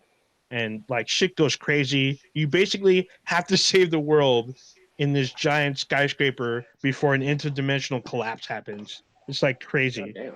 Yeah, it's done really well. If you don't have it, it's been on sale numerous times. It's probably $30 about now. It's a highly, highly, highly recommended game, and it's just like another one you were saying. Barely anybody outside of the reviewing community was talking about it, and it was an excellent game. Yeah, that's where I heard it from. Speaking of $30, y'all playing for Mushu-less live action Mulan on demand? What y'all doing? I mean, I probably will, but actually, I don't know. We'll see, because it's not animated, so my youngest daughter probably won't be into it because she loves animated movies, not so much live action. So we'll see. If she wants to watch it, then I'll pay for it. But if not, what I do like about it is that it's $30, but as long as you have Disney Plus, you get to keep it. So I know some folks are complaining about it, but it's like, listen, to me, I think that I have no problem with it. To keep the movie, I had no problem paying $50 to watch it and keep it. I think $30 should be like the price of entry to watch it once. I mean, that's to be honest. That's what it was for what's the name, right? For the Wizard one. Onward, and a whole bunch of other movies. Yeah. And so same thing with Trolls World Tour. But the problem was, I paid the $30, but I couldn't watch it for 48 hours. I was like, listen, I'll pay more to keep it forever. Yeah. But that was not an option. We bought Scoob earlier, and I think it was the same price, but we own it. We bought it. It was just available digitally everywhere that same day. True confession, I wasn't all that looking forward to Mulan. Like, the trailers never sold me on this movie at all, and I will still, to my dying day, say that, like, Eddie Murphy's fucking voice acting in that cartoon movie in the 90s worked so fucking well. I can't do it with Mulan without Eddie Murphy's voice, man. Well, he moved on to Shrek. He's a donkey now, so you're just gonna have to get over it. Well, no, he's not doing that. He's getting back into comedy, but the thing is that this Mulan is not the Mulan that I was expecting. Like, this Mulan seems like Crouching Tiger, Hidden Dragon. Yeah. It doesn't seem like the Mulan that I watched, back in the day, or any of us watched back in the day. Yeah. Which is fine, but it just doesn't seem like what I would consider Mulan. No. But I love Kung Fu flicks. This is gonna be a Kung Fu flick. Like, my question is, I wonder if they're gonna stick to the actual Mulan storyline, because it's based off of Chinese folklore, I believe, or it might be an actual story. But I wonder if they're going to focus more on the actual story and not the made-up stuff that Disney usually does with stories, basically. Yeah. I'm pretty sure there was no dragon in the Mulan was fighting against the Han. But there was dragons in Chinese culture, so why not? Maybe, yeah, you're right. Yeah. I mean, and also in the film, there's a witch, and she can transform. So I heard Mulan's love interest, Shane. I think he's not in this either. That character. So this is going to be a very different movie. Yeah, I think it's going to be. I don't think it's going to have a good opening. I mean, at all. So I mean, Trolls World Tour broke records, right, for a digital movie. I don't think Mulan's going to reach that. Yeah, but it doesn't have the mass appeal. The one saving grace I'll say is, obviously, because of our shitty situation that we talked about with Rona, American theaters are completely shut down. I don't know if that's the case all over. I think there may be some markets where theaters may be open slightly. Well, yes. There's also the drive-in. The drive-ins are open. Well, there's certain overseas markets. We even talked New Zealand, Singapore. They're going to be opening there because they're open, and other places that probably have those are small markets. Low Rona numbers. They're going to have their theaters open as well. It's going to be us that's going to. Yeah, but the only markets that are open are small markets. They have the same population as Ohio. So it's what the fuck? I got a problem with Ohio, but not people fucking live there. So Matt and Becky and Joe, they live there. They're great people, but it's a couple million people. Congrats. Mm-hmm. Yeah, I thought I read something about how I don't know what movie company it was, but I guess there was some sort of negotiations or maybe even an agreement about them releasing movies after 17 days or something. That was AMC and Universal. Okay. They were the ones doing this weird backroom deal, and I'm like, well, I guess, but if nobody's going to your theaters, there's no point to this deal. Well, yeah. Well, I mean, obviously everything. This should have been done a long time ago. I mean, I said it before the coronavirus even hit. Like, there's no need. I always wanted an option to watch a movie at home, like in the theaters, because before, back in the day, in like the early 2000s and anything before that, like TVs weren't great. So you went to the movie theaters to have a superior experience for movie watching. But today, if you have enough money, you can get a similar experience at home. If you have a 4K TV, a decent surround sound system, you're getting a very similar experience to going to a theater, except you can drink and eat all you want, for way cheaper. Yeah. So that's why I said back in the day, like, listen, I would gladly pay, $30 to $50 to watch a movie at home, to have a better experience for me to watch it on my couch. And it works. And now they catch it on. I was gonna say it works great for families because like Yeah. for Columbus, you got your daughter, you got K-Mac, and that alone for movie tickets here in the Bay Area, that's already over $30. So by you watching it at home, you're saving money that way. But like, even if you're single going to watch a movie and like considering like the concession stand and like going to the station, I'm pretty sure you're probably saving money. You might be breaking even, or you might be paying a little bit more, but just the fact that you have the convenience of it being inside your house isn't that bad for $30. So right now, I think a movie's like what, $15, $16, $17, $18. So I mean, it's pretty pricey. And don't get me wrong, I still enjoy the movie theater experience. But like Blue said, like I have a kid, and if I want to take her to go see a movie, and if she doesn't want to watch it, it's just like, I guess I'm out of that money. You know what I mean? When at home, it's like I might be out of the money, but at least I'm still at home. I'll do the fucking walk of shame. And I can still watch it later. You can watch it yourself later. Yeah. Like, all right, kid, go to bed. Exactly. Well, not only so it's not a total waste. Not only if you continue the service and like a year or two later, you can replay the movie because you own it and see if she likes it then. Yeah. So correct. Yeah. But I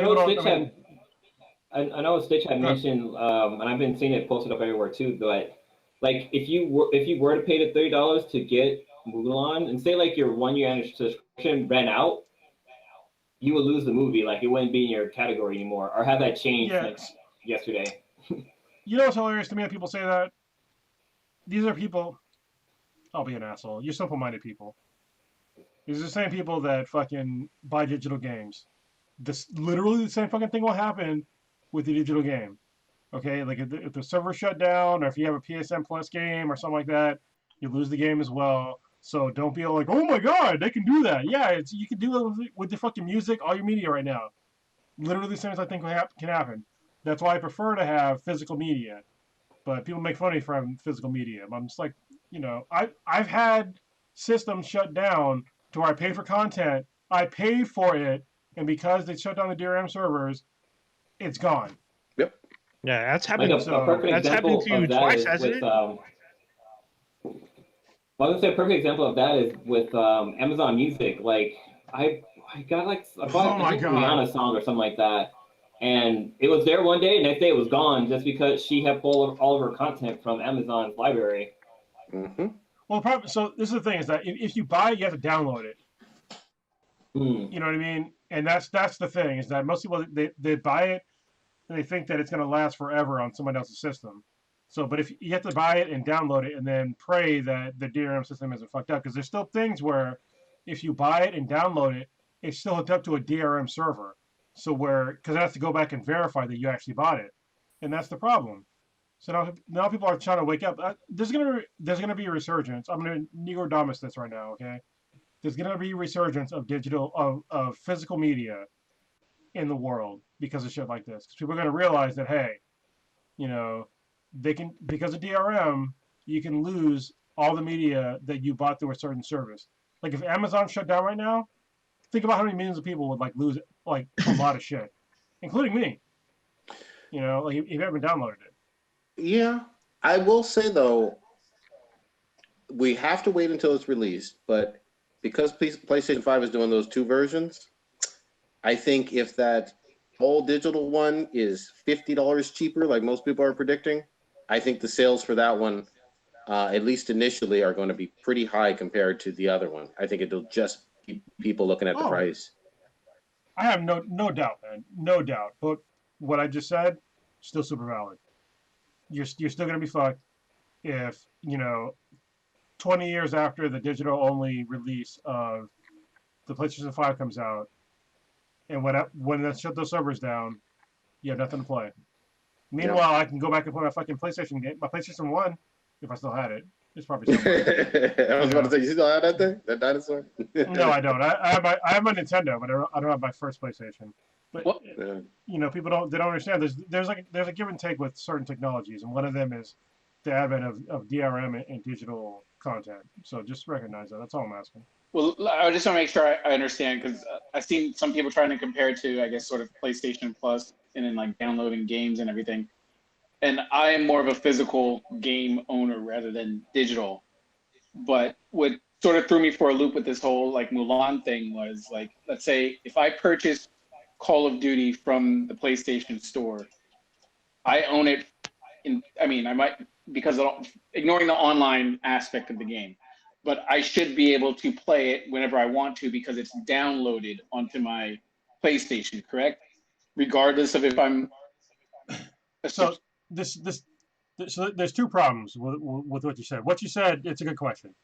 There's two problems. Okay. One of them is that it assumes that your hard drive on your PlayStation will always be good forever, which it won't. I can tell you as a data storage guy. Okay, yeah. It will never be good forever. Okay? Ever. Eventually, your hard drive is going to die. And after that, everything that's on the hard drive is invalid. Okay. After you download it. Second is, even if you bought it and you downloaded it, a lot of games, they still have a DRM check to make sure that you bought it. And that's the problem, is that if the DRM server goes down, the digital rights management server goes down, for any reason, whether they shut it down or there's some other kind of problem, you will lose access to that game, to that content in general. Yeah. And I think most people don't realize that, and it's a risk. So if you wanted, you can test this out right now. You can test Stitch. If you wanted to test this out, this is what you do. Whatever digital games that you have that you downloaded, boot up your PlayStation and then disconnect your network. Just turn your network off. Go into your settings and just take off the network. You can just disconnect or whatever, or if you have it plugged in, just unplug it, and then try to play the game that was digital, and it's not going to run. Well, the difference though is that because some of them would place. I know that there's a difference between if I go to the PlayStation Store and purchase a game, or if I get something off PlayStation Plus. I know that there's two differences between those two things. Like a free PlayStation Plus game is different than a downloaded game from the store. So I was just trying to sort of see where I guess the Mulan thing fell in line with that aspect, because it sounds like people are trying to, it's like PlayStation Plus, but if I'm paying $30 to down, or I don't know. I mean, I wouldn't buy it online anyways, and I'm not really in the market for it, so it's not really kind of like a problem. I'm just trying to sort of understand the hypothetical. Well, it's going to be a problem because this is the future. It's going to be a problem that people need to understand. So what Oninja was talking about, it's a valid statement, but the thing is that not all DRM content challenges your DRM daily or upon usage. Sometimes it's weekly, monthly, or quarterly. Like it'll go through and check if the server's there. Then if it sees that it's gone, it's like, hey, server's gone. I can't verify that you own this. Then it's done. But it's not always as you use it, and that's another problem. Very few people understand what that timing with the check is. It could be daily, it could be monthly, it could be quarterly, it could be whatever, but people don't know because they assume that this shit lasts forever, but it's not gonna. Like, we're in this weird state with technology where people just assume that everything's gonna last forever, but no technology lasts forever. Nope. Nothing does. There's gonna be something that's gonna replace the internet. Mm-hmm. There is. I mean, and I mean, we were born before the internet existed. Mm-hmm. Yep. We've seen all this other shit come out after it. Like, we've gone through how many fucking different media platforms? Plenty. Like, we were born, Look, we had records and 8 tracks. Then we had cassette tapes. Then we had CDs. Compact. Then we went to DVDs. Laserdisc. Then we went to Laserdisc. There's all kinds of fucking and Betamax. Also the failed shit. And that's within our lifetime. We're not that fucking old, except for Ninja. Mm-hmm. You know? I mean, true. Yeah, I lived in an era before there was video games. Before there were home consoles, there was nothing. Yeah. It was Mon Cala. I told you. I didn't told you. Mon Cala. Well, and it's actually one of the reasons why I preferred.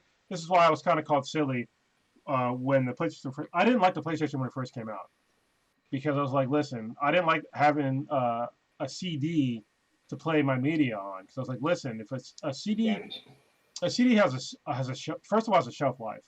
Second of all, it's highly susceptible to damage. When I was a kid, it was obviously way more susceptible to damage because I was a kid. As an adult, not really a big deal because I take care of my shit. But CDs have a shelf life.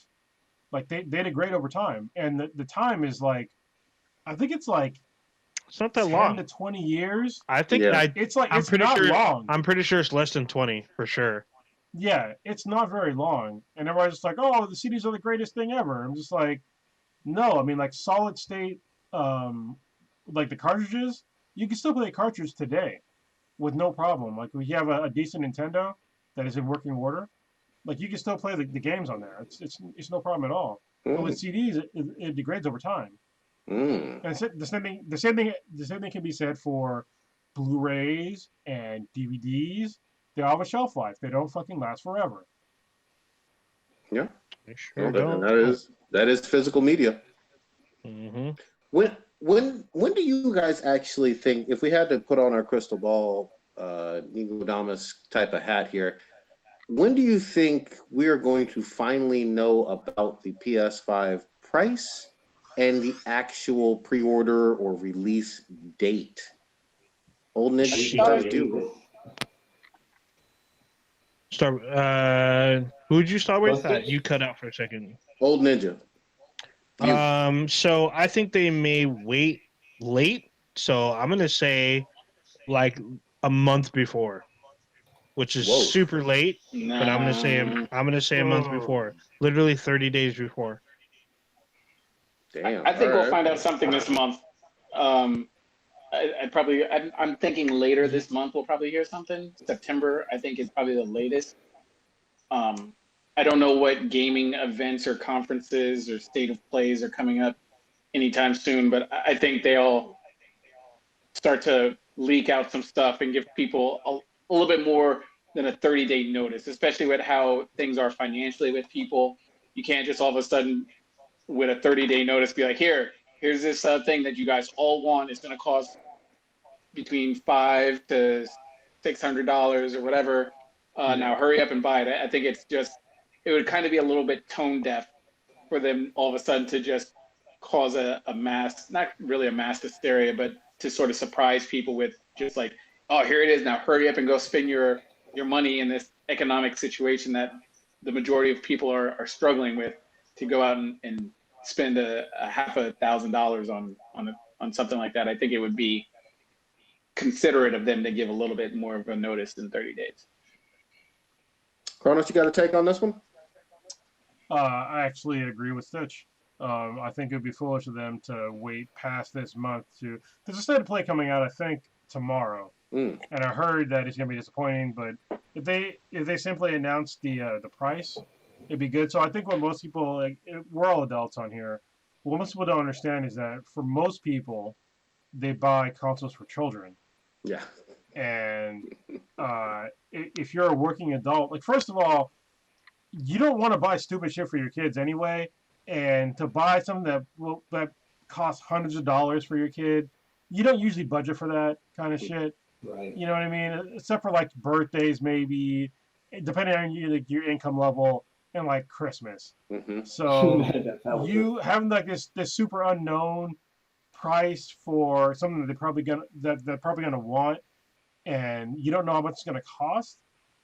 Up until like a month before, like, doesn't make any sense. Like, no, most Americans cannot afford a $500 bill, like an extra $500 bill. So to give them a month to pay for something that's $500, it's gonna be at least $500. I would imagine.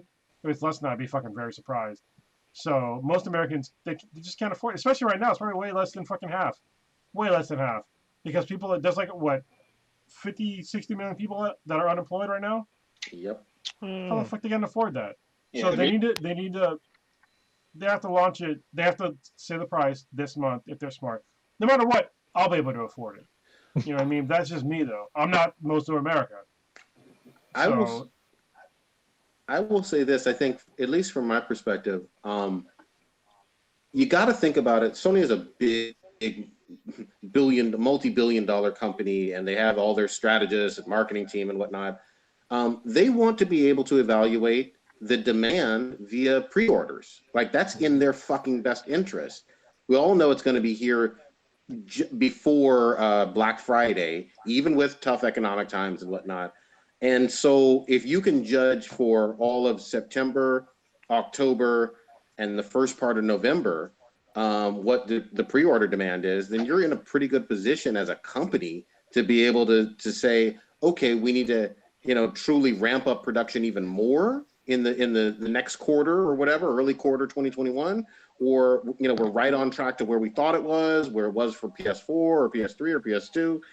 You need to be able to judge pre-orders. And so I'm more of the mind of Stitch and Kronos in terms of this is probably going to be in the next 2 to 3 weeks. I don't say any later than the Labor Day weekend because you need time to save. Yeah, let me build on that just a little bit. I find it incredibly foolish as a company, as a corporation, to see that they were in an economic downturn for most of the world because of the coronavirus. And for them not to announce the price as early as possible. Because if you announce the price as early as possible, people can budget for it. You know what I mean? But you can't budget for something that you have no idea what they should have announced. To me, they should have announced the cost 2 months ago. Yeah. Same thing with the Xbox. Yep. Well, it's interesting. How much is the Xbox going to cost? The Xbox, where's the cost of that? Nobody knows. No fucking idea. Nope. No one has so either. Fucking stupid. Oh. Yeah. Meanwhile, you know what I've heard is that for some reason, magically, Sony has said that they're going to double the amount of PlayStation 5s they're going to make. Mm-hmm. Based on what? Yeah. Like, that's a very poor business decision that you're going to decide to double the amount of products you're going to make based upon zero demand because we have no idea how much it's going to cost. Yeah, see, because you're giving us no direction. That's kind of why I was thinking more of the lines that they're probably going to release a price really late, and then have all these units available, and then run out and be like, "Oh, we'll." Hold on. I think it's a bad decision. Why would they release it late? I think it's a bad decision, but I still think we're going to see a price real late. As we get closer. I was trying to do a little research, and on Wikipedia, it shows that the PlayStation 4, Sony had announced that it was releasing a successor to the PlayStation 3 in February of 2013. Well, the actual PS4 was released in November of that year, so they gave people a good, 9 months before, so that's like 3 quarters? 3 quarters. Yeah, and the PS3 was expensive. Is that just saying, hey, there is definitely going to be a PlayStation 4? I mean, I think we all knew that there's going to, or was that the date where they said, all right, this is the actual price of it, these are the specs? No, this was them announcing it. So yeah, I guess that's right. They're not really talking about the price. They're talking about the unit itself. Well, no. So hold on. So typically with Sony, they announce the cost when they announce the console. Mm-hmm. That's the way it's been for like the PS3, and I'm pretty sure the PS4 as well. Yep. They announced like all of it. This is why it's been a very odd, next gen thing where they've announced no cost for the accessories. They announced like the way it looked super late. They announced the game super late. Fucking Xbox doesn't even have any exclusive content for the next couple of years. Like, what the fuck is going? Like, if they pushed it back for a year, I'd be fine with that to be more comfortable with buying the console. Because right now it's like this is like the most sketchy fucking console generation from every fucking possible console maker. that I've ever seen in my entire fucking life. Yeah. Ever. Actually, it looks like agree. They announced the price later on that month at New York City's, I guess, not E3, but some Sony event. So they did announce it earlier that year as well. Yeah, I'm not giving them any wiggle room. I'm there with you, Kronos, in terms of this being really haphazard and sketchy. My only caveat I will say is Corona has affected marketing as well in terms of no E3, no Gamescom, that big one in Europe, no whatever the Japanese equivalent of E3. Oh, the Tokyo Game Show. Yeah, most of the big traditional video gaming events for this year obviously are canceled, and I'm pretty sure that even from a manufacturing and production standpoint, their supply chains had to have been impacted to some extent this year. Of course. Well, yeah, that's the thing. That's why I'm saying just push it back. I don't think that anybody on this fucking planet that's reasonable would have a problem with them pushing back the console by both consoles by at least 6 months. Oh yeah. I would be like, seriously. To me, that would make more sense. I'm like, why are you guys trying to push to hit the holiday market? I get that, but still, I really think that the untapped market is the summer, because we always get consoles around Christmas or whatnot, but we're in strange times. Well, and I think that if they waited until the spring or summer of 2021, that they would get a better turnout as far as numbers goes. Here's the outlier I got to tell you, though. I mean, Switch launched in, I think it was March, wasn't it? Wasn't it March of 17, I believe? March or April, something like that. So there is a recent precedent for, even though I support the whole, Christmas time, Black Friday, dropping, there is a recent precedent of dropping a console, as you said, during the spring or summertime. So you could follow that example and do it. Well, let me give some historical context real quick, Stitch. I'm sorry. Yeah. Is that with the Switch, that was actually a mistake when they dropped it when they did, because they didn't accurately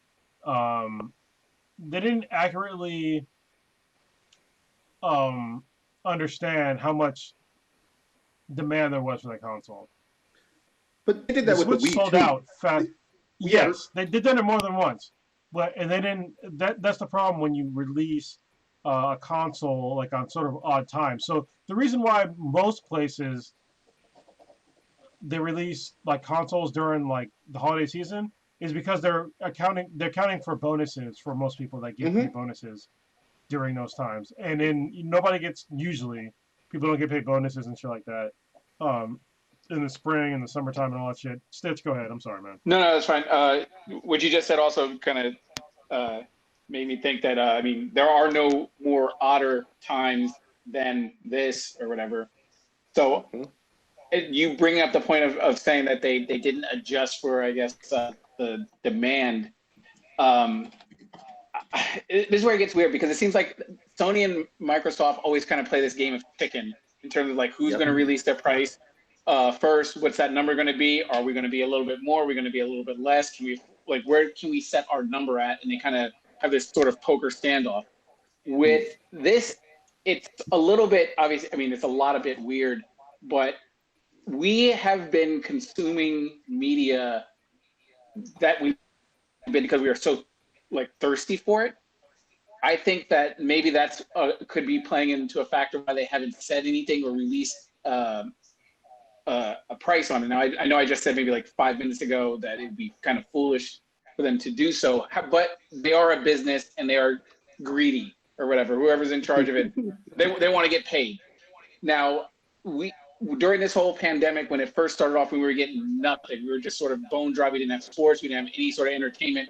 And then they gave us a Jordan documentary that fucking blew ratings out of the water, and it was just a fucking ESPN 20 for 20 or whatever. And it just set records for fucking numbers that nothing's ever done before because we were so thirsty. Same thing with the Trolls movie, where I don't think if we were in this pandemic situation where we're not allowed to go to movie theaters, not getting any new content, Trolls would have done good numbers. I don't think it would have done the numbers that it did if we weren't pretty much all locked up inside the house. I think that maybe some of their sales marketing team are trying to potentially factor that in, because I mean, what else is there to look forward to or whatever? I mean, I was hyped. I had my credit card in hand, ready to purchase. As soon as I was seeing what the thing looked like, I was like, where can I swipe this card at and everything?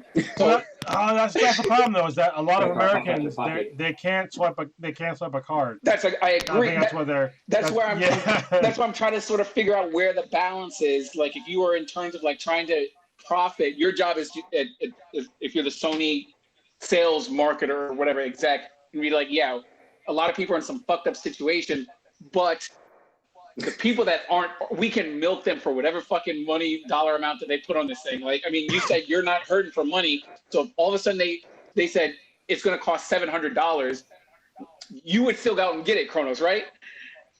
Yeah, yes. Yeah, I probably would. Yeah, well, yeah, I would. But yeah. I mean, obviously, you're not most people, but it's like they're trying to figure out that fine line where it's like, all right, we can get the people that are kind of struggling or whatever, and we can still get the people that are not affected by this pandemic, and we can maximize our sales. So I think they are maybe just trying to sort of figure it out, and I'm not making any excuses for it because it's still a shitty thing to do, but at the end of the day, they are still a business. So maybe that could be playing into it. I don't know. Let me be clear though. I was on the cusp of struggling very recently. Okay, so I'm not impervious to the coronavirus. But what number would be like? No, I'm not getting it for you personally. Probably like $800. Yeah, right. I think that'd be too much. That's like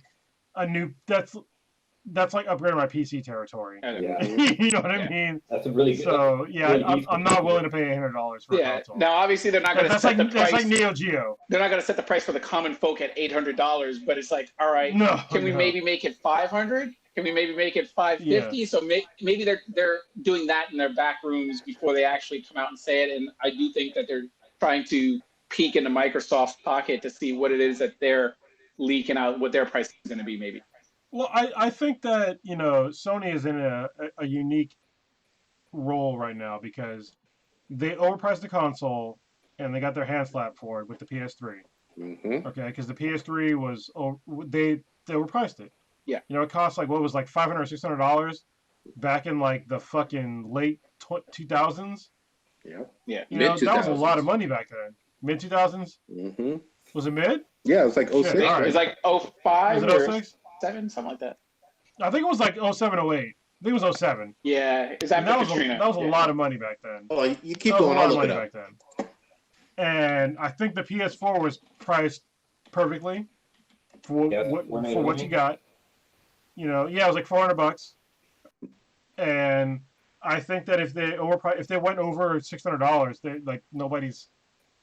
they're not going to buy it. But then again, I mean, if you look at people now, like they're spending thousands of dollars on fucking a cell phone. So, I mean, but they're not right now. That's the problem. Is that they're not right now. They were traditionally. Yeah. But there's like I said before, there's like I think it's like 60,000 people, 60 million people. I'm sorry, that are on unemployment.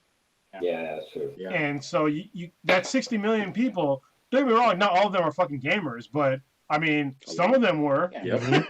A lot of them probably were. So those people that can no longer afford your product at all, no matter what you price it at. So quick point of order. So it was November of 2006, so mid 2000s for the PS3. Okay. Oh wow. Okay. Yeah, they came out for that too. So really quick, going back to Blue's point about the cell phones. So the thing about the cell phone is you pay in installments.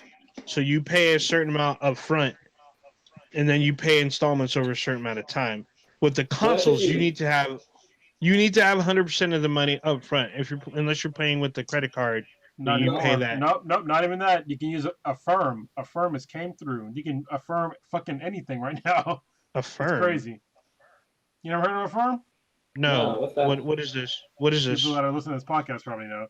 Like you can literally buy your cell phone through Affirm right now. It's basically it's a small loan company where you say, hey, I want to buy this product that costs hundreds of dollars, thousands of dollars, and you just pay.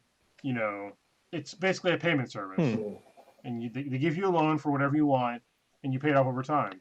It's just like with your cell phone.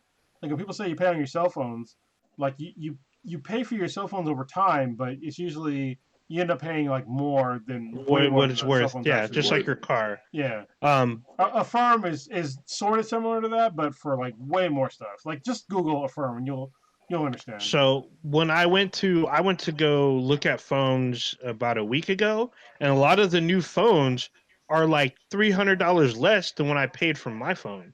So they're trying to get people to buy the hot off the presses phones for like way less money. I'm like, why didn't you guys do this back when I was trying to get this phone? Because literally the next iteration of my phone is $300 less than what I paid for my current one. And what phone do you have? I have the LG Think and the 7, and they have the Think 8. This, and I'm like, yeah. what the fuck? And then even iPhone, there's deals for iPhones out right now because they're trying to sell them. They're trying to sell them. They're like way less than what they were selling a few months ago, pre-Rona. I mean, both me and Prodigy can break this down. Everything should be on discount right now. Folks are fucking hurting as we all fucking know. Got a football league for $15 million. So yeah, everything. He sure did. Which is a fucking steal. That was a deal. That was a steal. That was definitely a steal. A whole league. This house is in Miami. That's more than that. There's a house in San Mateo that's almost 3 times that. Yeah. That's unheard of. I don't know how that was on sale for that low of amount, but goddamn, shout out to the fucking Rock, man. He did a baller move, you know. Mm-hmm. You want to get my honest opinion on that? Is because it was Vince McMahon that sold it because he owns the XFL, and Vince McMahon got money from, I'm pretty sure, from the PPP loans. Oh shit! And with these PPP loans, there's no penalty if you fucking go bankrupt. So he probably was going to say bankrupt, and he took the PPP loan, then he took the Rock's money. He's like, fuck it. I mean, I got part of money back. I'll take you $15 million. Thank you very much. Here, take this product. But it's still a steal for the Rock. Don't get me wrong. The Rock can't do shit with this for at least a year. Mm-hmm. He can't. Yeah. But after a year, it's going to be a major NFL competitor. Yeah. You know, if he does it right, because the XFL, people like clown the XFL, but back in the day when I was watching it was fucking. It was like it was like watching a football game. It was like football. Yeah. It was like off-season football. I'm like, oh, I still get football. The NFL took their technology. Mm-hmm. Like after they folded, like if you're watching the NFL, if you watched it previous to this season, because this season probably is not going to exist, but anytime you saw like when they threw a pass and they had like the 360 fucking degree camera thing, that was the XFL technology, because they literally installed these cameras on the tops of all the major stadiums that could give them the 360 degree shot. And the NFL didn't do that shit. It was the XFL. Mm-hmm. Yeah. So, and that's what you get with competition. But you know, Vince didn't see it as a viable business after I think a season or two. Yeah. But it was still fun to watch. It was. I'll say this. I mean, you've seen parallels even with basketball history with the ABA, and I know a lot of that was before people's time, but the ABA pushed the NBA forward on so many things, from being able to dunk to, I believe, the 3-point line, and a whole bunch of other stuff. The money ball you still see in the All-Star game. But yeah, you're absolutely right. Competition spurs innovation, and you know, things that are working for your competitors, sometimes you just borrow them. Well, this is why I don't like, you know, here in America, when we talk about capitalism, and then people want to talk shit about capitalism. It's because one of the main reasons why, first of all, don't get me wrong, I think that capitalism needs to be revised. Okay, I think that the original intent for capitalism was all well and good. For a lot of people, it worked out very well. But I think it needs to be updated. I think we need to have a floor to start on with capitalism. Okay, I'm not talking about socialism. Everybody needs the floor. A floor we all start off at the same point, and we're not all like that right now. But the problem right now with capitalism is that we have laws out there that are anti-monopoly laws, but we're not enforcing them at all. For instance, I'll give you an example. Here in the Bay Area, if you get power to your house, it's PG&E. Mm-hmm. You have no choice. No choice at all. And they can jack your prices up. They can burn down houses. They can get sued in court for murder and lose. And it's perfectly fine. no competition. We have ECEE, I think that's the new one, but they still use PG&E's fucking transmission lines. Yeah. So they're still making money off that shit. So clearly, this is where capitalism has gone awry, and they need to fix it. Capitalism is supposed to be where the best product comes out on top, but when people start fucking around with that and they start giving corporations a leg up or concessions for their products, that becomes a problem. But if it just came to like just straight capitalism to where the best product wins, we'd be way better off. But once the government starts stepping in and people start stepping in and be like, listen, I'm going to give you or this company a leg up on other corporations, then that's when we get that. That's how we're fucked right now. All right. Oh, really quick, going quickly back to the games, there is a console where you can pre-order right now, and it is the Atari VCS. We talked about this, I think, 2 years ago, about Atari trying to come back into the console world, and right now they have their new console. I mean, you can check out their specs and whatnot, but they're taking pre-orders as we speak. Wait, which is weird. Is Soulja Boy's console out yet? Oh, damn. Soulja Boy, tell him. All right. Do we have any BTIs this week? Was there some from the chat? I didn't see any. Okay. If not, and I'll wait for a second. But if not, then what you guys got populating this week? We'll start with. Going to first. All right, I'm going to start with Blue. Oh shit! What am I doing this week? Fucking nothing, dude. Yeah. I bitch, you got a job. What the fuck? Yeah, I was gonna say. I got offered a job at Mark Zuckerberg. Came to my house and said, "Hey, Blue, we need you to do a little infiltrating on Prodigy." Yep, you sure do. He's been wilding recently. Wilding real tough.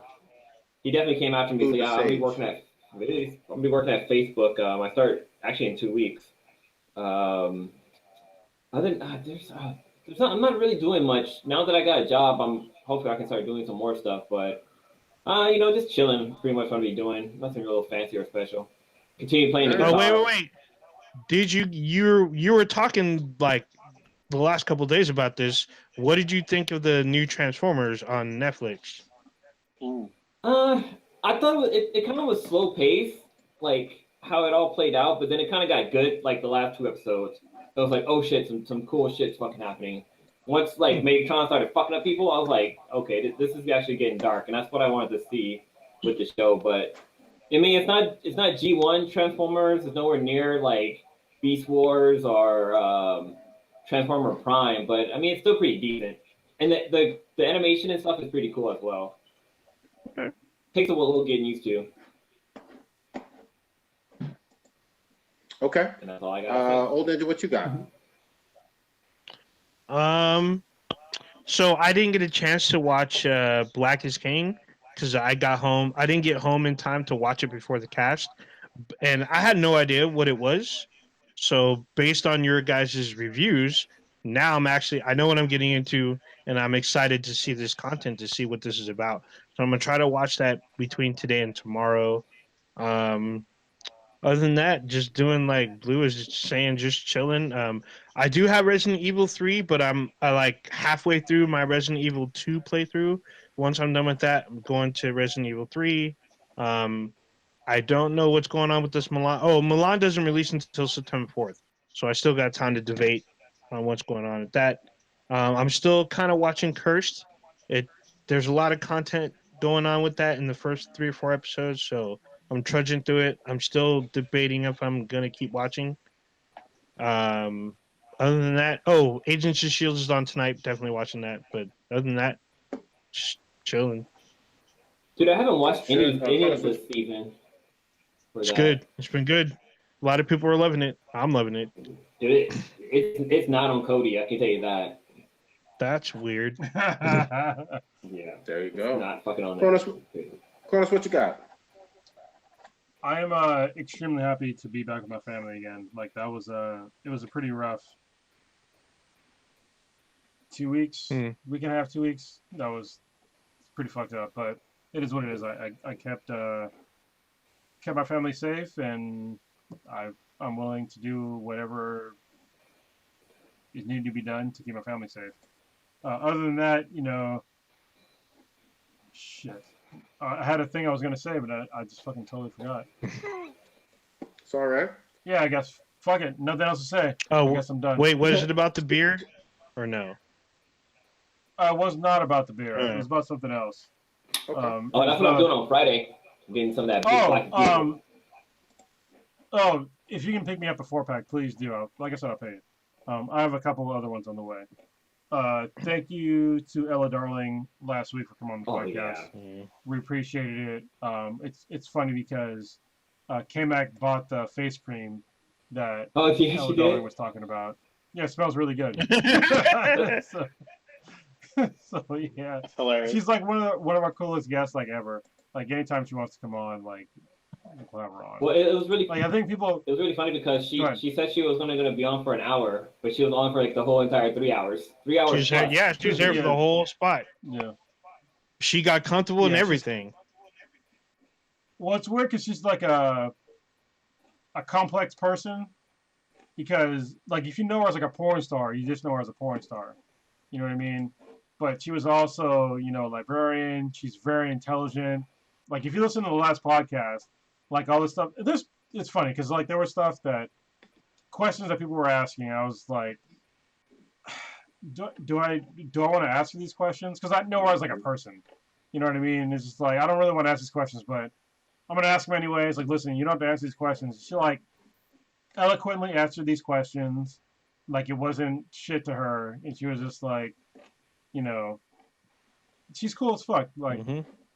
She's a very unique person. So I'm just glad that we know her, and hopefully next year we can meet at a Trank Bar again in San Jose at some convention and have an in-person, give her a nice, good hug.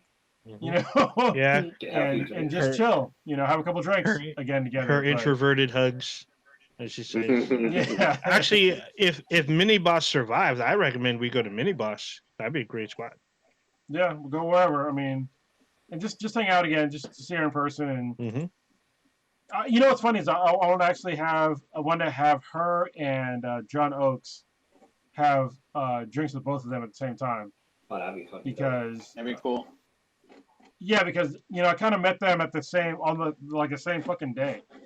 I'm pretty sure because we had drinks with Ella after seeing her panel at SVR, and then night we went to the after party, and that's when we met John Oakes, who was one of the creators of SVR, and yeah, it was just really interesting. And so they know each other. I'm pretty sure they know each other. Yeah, she talked about how she met John Oakes at SVR. Yeah.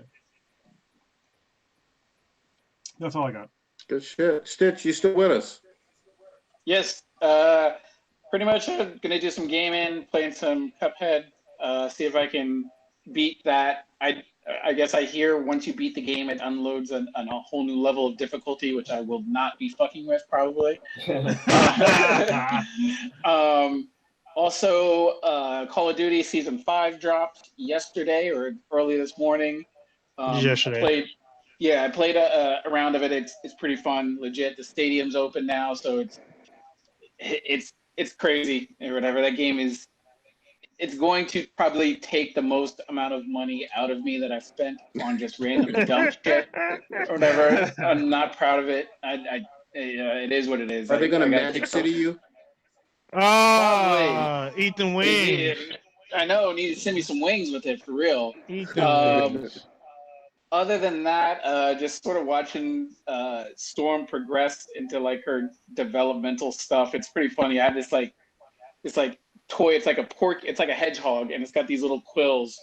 And she sits up. She's about 95% with being able to sit up without teetering over and everything.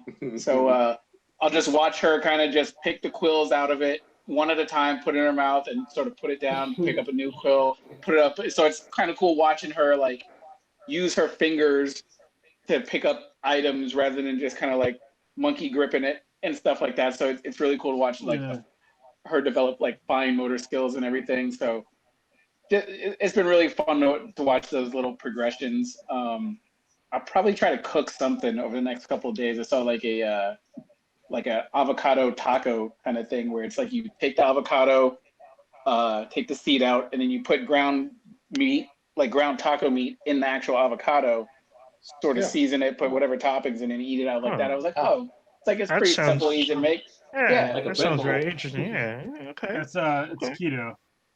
Yeah, I saw it and I was like, you know what, I'm gonna fucking make that. I made like salmon and risotto today, so I was like, I'll do something like that maybe tomorrow or something. Dude, fucking avocados are expensive though. Yeah, I don't. You get like $2 to $5. I know. Every time I like drive down like past like Gilroy or something like that, you can find them for like crazy cheap because you're in like farm country and everything. But it's like I don't really have a need for avocados right now, but I wish I could just teleport down there and get a shit ton of avocados. But other than that, just sort of chilling. Weather's been it was real windy out where I'm at today. It was kind of chill, which was me too. It was actually nice, so it wasn't scorching hot. It was cool to see. It's fucking cold today. Yeah, it was overcasted over here. Thought it was gonna rain. Isn't today the last day of summer? Yeah. No, that's not the last. That's in September. It's not the last day of summer. Yeah. This is like we're in the middle of summer. Mm-hmm. Yeah. All right, I got. I mentioned it before, but I'm going to finish up this RE3 before I dip my toe into Ghost of Tsushima and start killing up them Mongols. I need to get way caught up on some comics. I heard Empire is going well, and some people are really liking it. I will get caught up hopefully a little bit more this weekend. I definitely want to get on there, maybe with Stitch and Old Ninja on some Call of Duty Season 5, because I know they need me to carry them to victory. And all my skills, my big PKM. You know. Hey, there's big gun energy. I'm giving you that look that interviewer is giving Trump or whatever. We didn't talk about that. We didn't talk about it. And then last but not least, I am knee deep in this really good arc on One Piece called Marineford. Holy fucking shit, I'm loving these pirates. So I'm halfway through it. I said I'd start on this shit when Rona began, and I'm halfway through One Piece. We need to fucking end Rona. So before I finish One Piece, goddammit. We can't have this go on. Shit. Yeah. Anyway, check us out. Old Ninja. Oh yeah, we didn't talk about no anime today, but you just experienced Black and Black Times Infinity. Check us out every Wednesday, 8:30 Pacific time. You can check us out on the internet all over with BThanBTI or at BThanBTI. That's BTHANBTI. You can check us out on Spotify, Radio Republic, Stitcher, Player FM, SoundCloud. We're on Facebook, Black and Black Times Infinity, YouTube, Black and Black Times Infinity, Facebook, I said BThanBTI. Check us out on Amazon. We have an app on there, and then you can check out our official website, binheadproductions.com/BThanBTI. There you go. Oh, and Twitch. Forgot Twitch. Twitch.tv, BThanBTI. We're on there. Check us out. Follow us. Watch Prodigy get killed by zombies. Go see Black is King. Finish it off. I'm going to watch it tonight. It's great. It's great, even if you're not black. Oh, yeah.